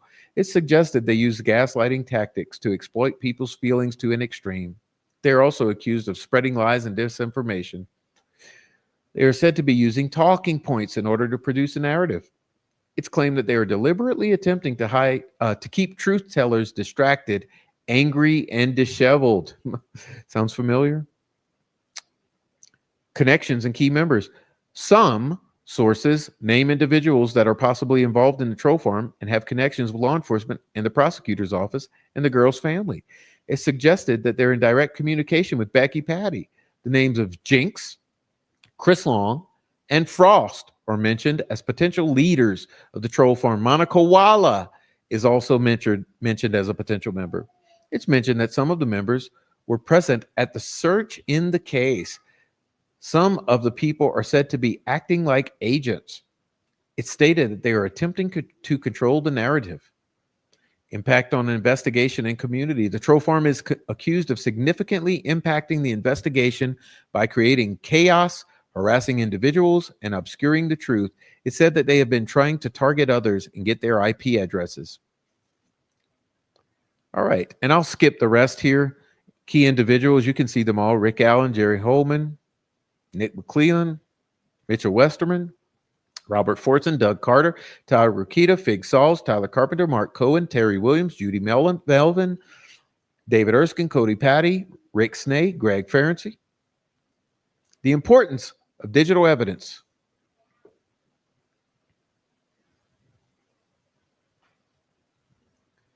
Conflicting information about phones. The number of phones involved in the case is debated, with question about whether there were 1, 2, or 3 phones. The claim is made that the family's phone dumps were not taken and that the phones were not tested. It's noted that the girls' phone records were recently obtained by the defense. Geofencing data. Geofencing data is presented as a key source of information. The analysis of cell phone movements in that area is noted as an important component of the investigation. It's claimed that there were 3 phones moving in or around a lot in the area, not simply a person going to the bridge and leaving. The defense is seeking to obtain the names of those who interpreted the geofencing data. The guys down the hill audio. Questioned. The Abby Snapchat photo. Questioned. Bridge guy video. Questioned. Use of technology. Some theories include possibility that an aux port on a phone could have been used to connect a device. So you see all the pertinent points. Narrative and discrepancies. Conflicting timelines. There's much contradictory information regarding timelines. Times that the girl arrived at trails, when they were seen, and when they were found are all disputed. The narrative and the drop-off. Some allege there's not a clear consensus about when the girls dropped off by Kelsey German. The cover-up is a narrative. It's asserted that the cover-up itself is a story in a fantasy world. Witness statements. There are claims that some witnesses gave false statements to the police, and the police have not properly investigated all of the witnesses. There are claims that some of the witness statements are completely inconsistent with those provided by law enforcement. The role of online content creators. The sources explore impact of online content creators, YouTuber and podcasters. There are claims that podcasters and YouTubers are involved in colluding with law enforcement. Oh, imagine that. Some of these creators are said to be trying to sway public opinion. Influence a potential future jury pool. It's also said that some are trying to contaminate the jury pool. Dissemination of information. Some of the YouTubers and podcasters accused of leaking information in the case. Imagine that. Oh, the prof is just a retard. Manipulation of public opinion. There's a suggestion that the media is being manipulated in order to garner sympathy for Israel. What? I don't know. It's AI after all. The search for truth. Despite the complex web of theories and allegations, There's a strong call for the truth about the Delphi murders to be revealed. The desire for actual truth. There is an emphasis on the importance of finding out the actual truth of what happened to Abby and Libby and not to be satisfied with the story that has been fabricated. The importance of critical thinking. There's a strong emphasis on questioning everything, trusting no one, and being skeptical of the official narrative. The desire for accountability.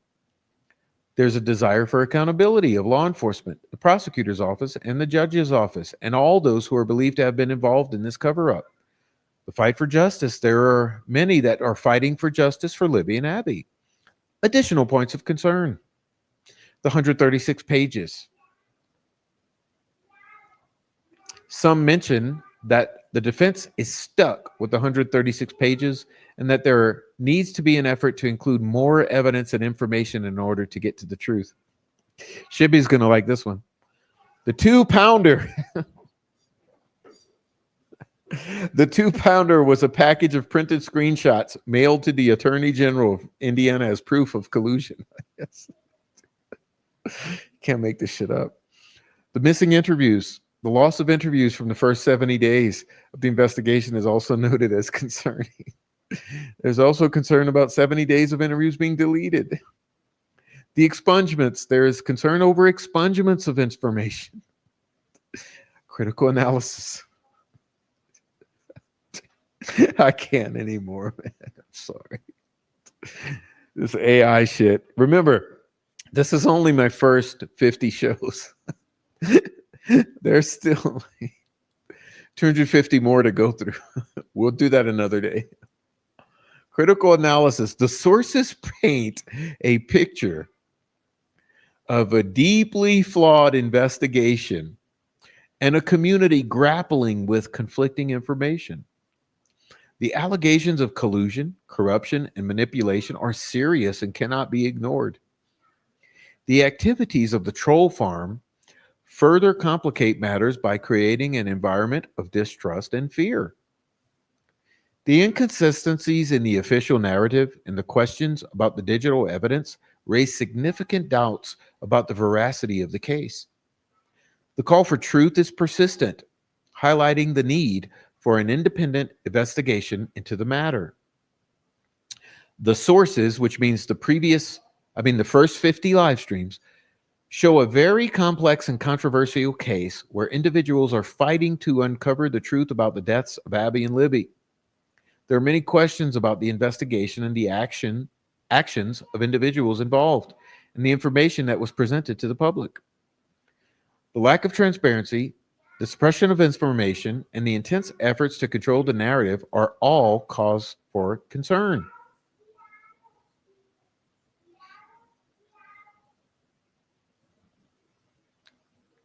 These actions raise questions as to the true objectives of those in authority and their involvement in the case.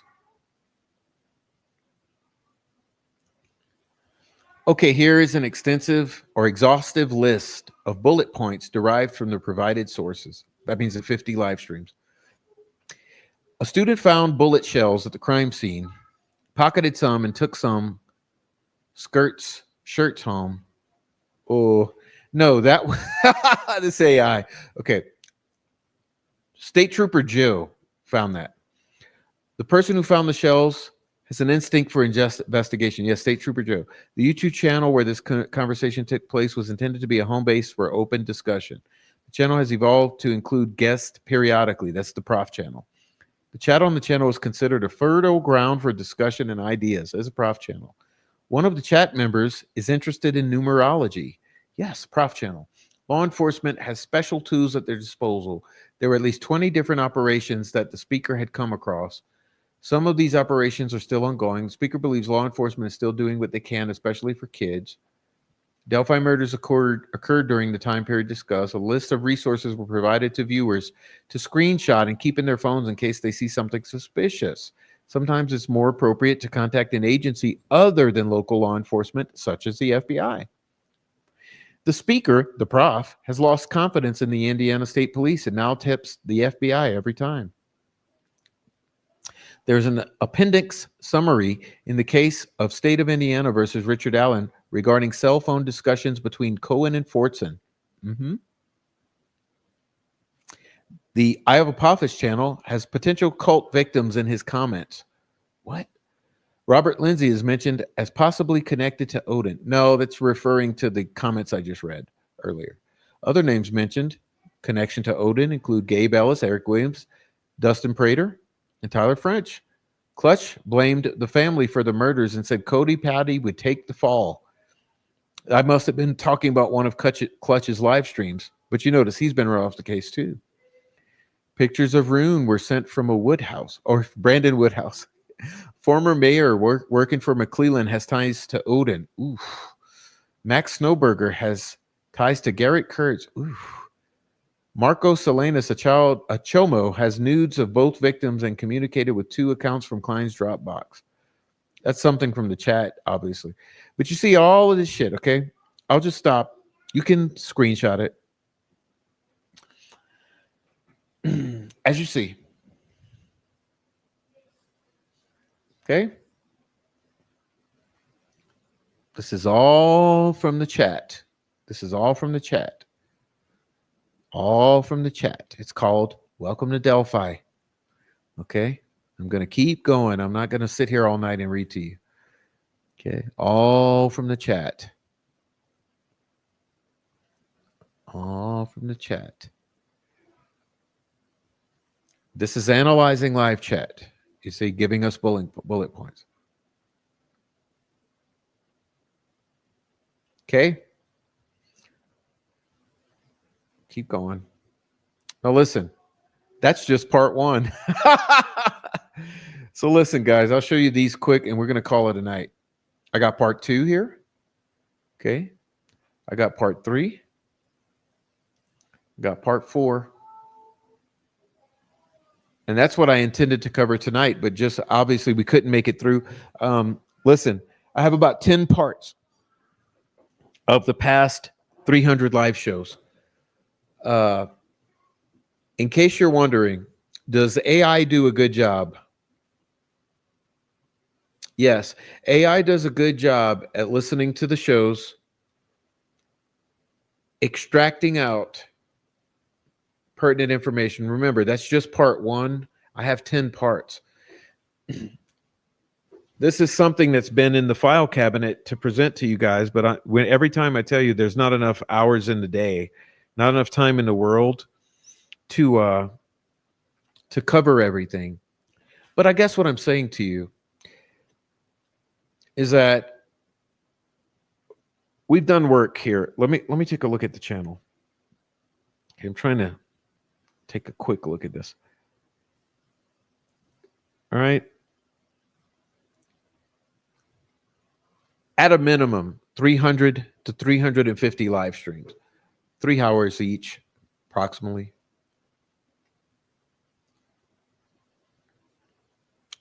You do the math on how many hours we've sat here looking at receipts, discussing the case.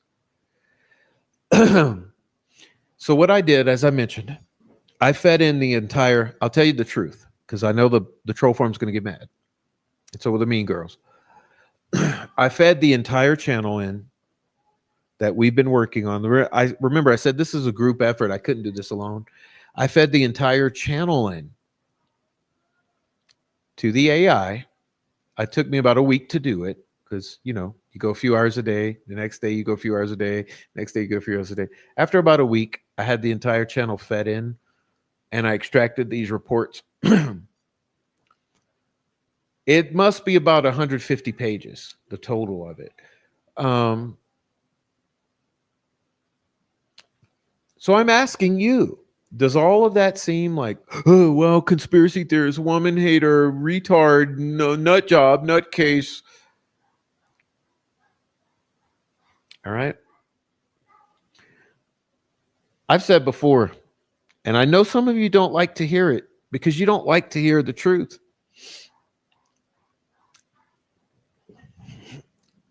It's a bitter pill. I'm not here for Richard Allen. Didn't know him before, won't know him after, don't know him now. I'm solely here for those girls, not their families, not their mothers, not their fathers, whoever they may be.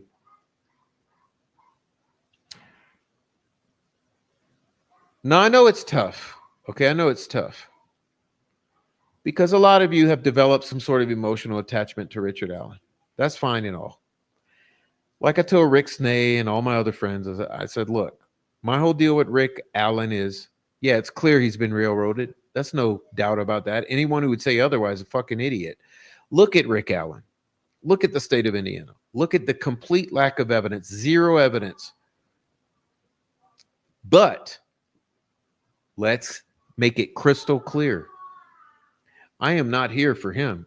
I'm here for those two who are dead and cannot speak for themselves. So I've said, if the truth about what happened to those girls frees Rick Allen, then yes, I'm all for it. I'm down for that mission. But in no way on earth would I ever sacrifice the truth about what happened to Richard Allen solely to free Richard Allen. And Mean Girls, be mad as you want. Those who have made emotional attachments to this random individual who got tied up in the Delphi murders, I'm sorry if you've made emotional attachments, but the goal here should be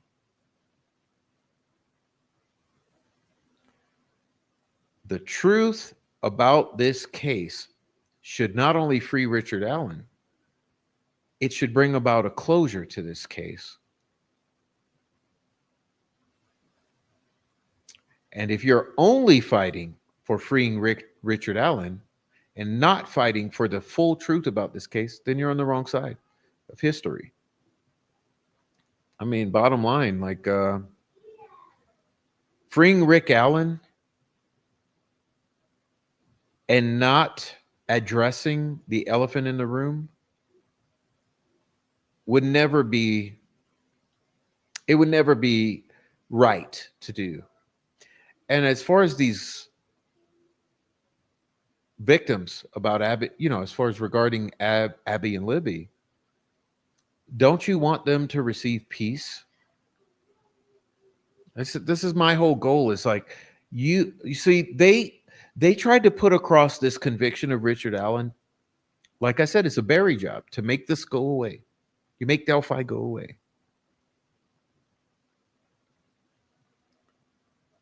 Well, let me ask you this. Do you think making Ron Logan the killer, and do you think that would make, or free Richard Allen, make Ron Logan the killer? Do you think that will make Delphi go away? Because surely no one could believe that. We want Delphi to go away, right? We want peace for Abby and Libby, which means tell the truth. Find the truth about what happened to them. Only. And allow that to allow us to move on.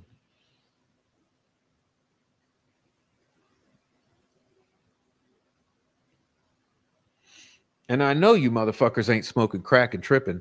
As many hours as I've sat here reading through every single filing in this case, calling out the state bad actors as I have, drawing attention to the absolute railroading, the absolute bias, the absolute torture of that guy in prison as a pretrial detainee. You're actually going to sit here and act like I haven't done anything for this case? That's absolutely insulting and offensive. Okay. I know that there are hundreds and even thousands of people who understand better what's going on because I've sat my ass here for hundreds and thousands of hours and talked to you all. So with that being said, I tell them all, kiss my ass. Okay. And anyhow, of course, that is not directed to any of you out here in the live chat or on the replay or in my channel who actually care and who have actually been so supportive, because I do appreciate you all, because you don't threaten me. You don't try to discredit me sneaky style behind the scenes. And you don't act like I'm stupid, because none of us here are stupid. See, that's the difference between me and them. I will never treat you all like you're stupid, and I would expect you not to do the same to me. And if you treat me like I'm stupid, expect to hear something about it, because I won't just sit there and take it. I've been around smart people my whole life. You're nothing special. Okay. So, with that being said, I want to thank everyone who is here. God, you guys have been amazing. I'm getting out of here. Um, Special thanks to all the contributors, both to the donations in the live chat, as well as to all of the comments. Wait, did I say that backwards? The donations to the channel, as well as all the contributors to the live chat. Because as I say every time, without the live chat, Prof would not be here. I'm not sitting here talking to myself for more than 10 minutes. So God bless you all in the live chat. I've been watching you, and you keep me going. So gosh, we made it past 3 hours, and it's been a freaking Monday night. Can any of you believe that? So God bless you all. I'm so happy to have seen you all here. For all of you on the replay, please leave some comments below. We like when you leave the comments. Look, it's no big deal. I don't need you. Unsubscribe if your butt hurt, if you're mad, if you got a little, I don't know, what, a wrinkle in your panties or whatever. But otherwise, leave some comments below. I love the comments coming in over the next several days, because it sure beats the hell out of Twitter and all the retards over there. Anyway, appreciate you all, and all the lurkers. I appreciate you for lurking too. Ain't no hate if you ain't joining the live chat. I appreciate the fact that you've just been checking us up. All right, checking us out. And I'm tired as hell. So God bless you all. I know it's super late. Look, the best that we can do is show up, right? Be here for each other, and we are. So God bless you all. All right. Very grateful to have you all join in on tonight's show. Tonight was Monday, March 24th. It's already for me Tuesday, March 25th. This has been quite a day. But that's some awesome talking tonight. And I want to say congrats to the friends of mine, a handful of friends of mine. I gave some wrenches tonight. I'm so glad to see you here too. And thanks for being a longtime supporter. And everyone, please thank the mods here, okay? And we're out of here. So God bless you all. I'm out of here. Peace out. Hit the like on the way out, by the way. Don't forget. I'm out. We out here.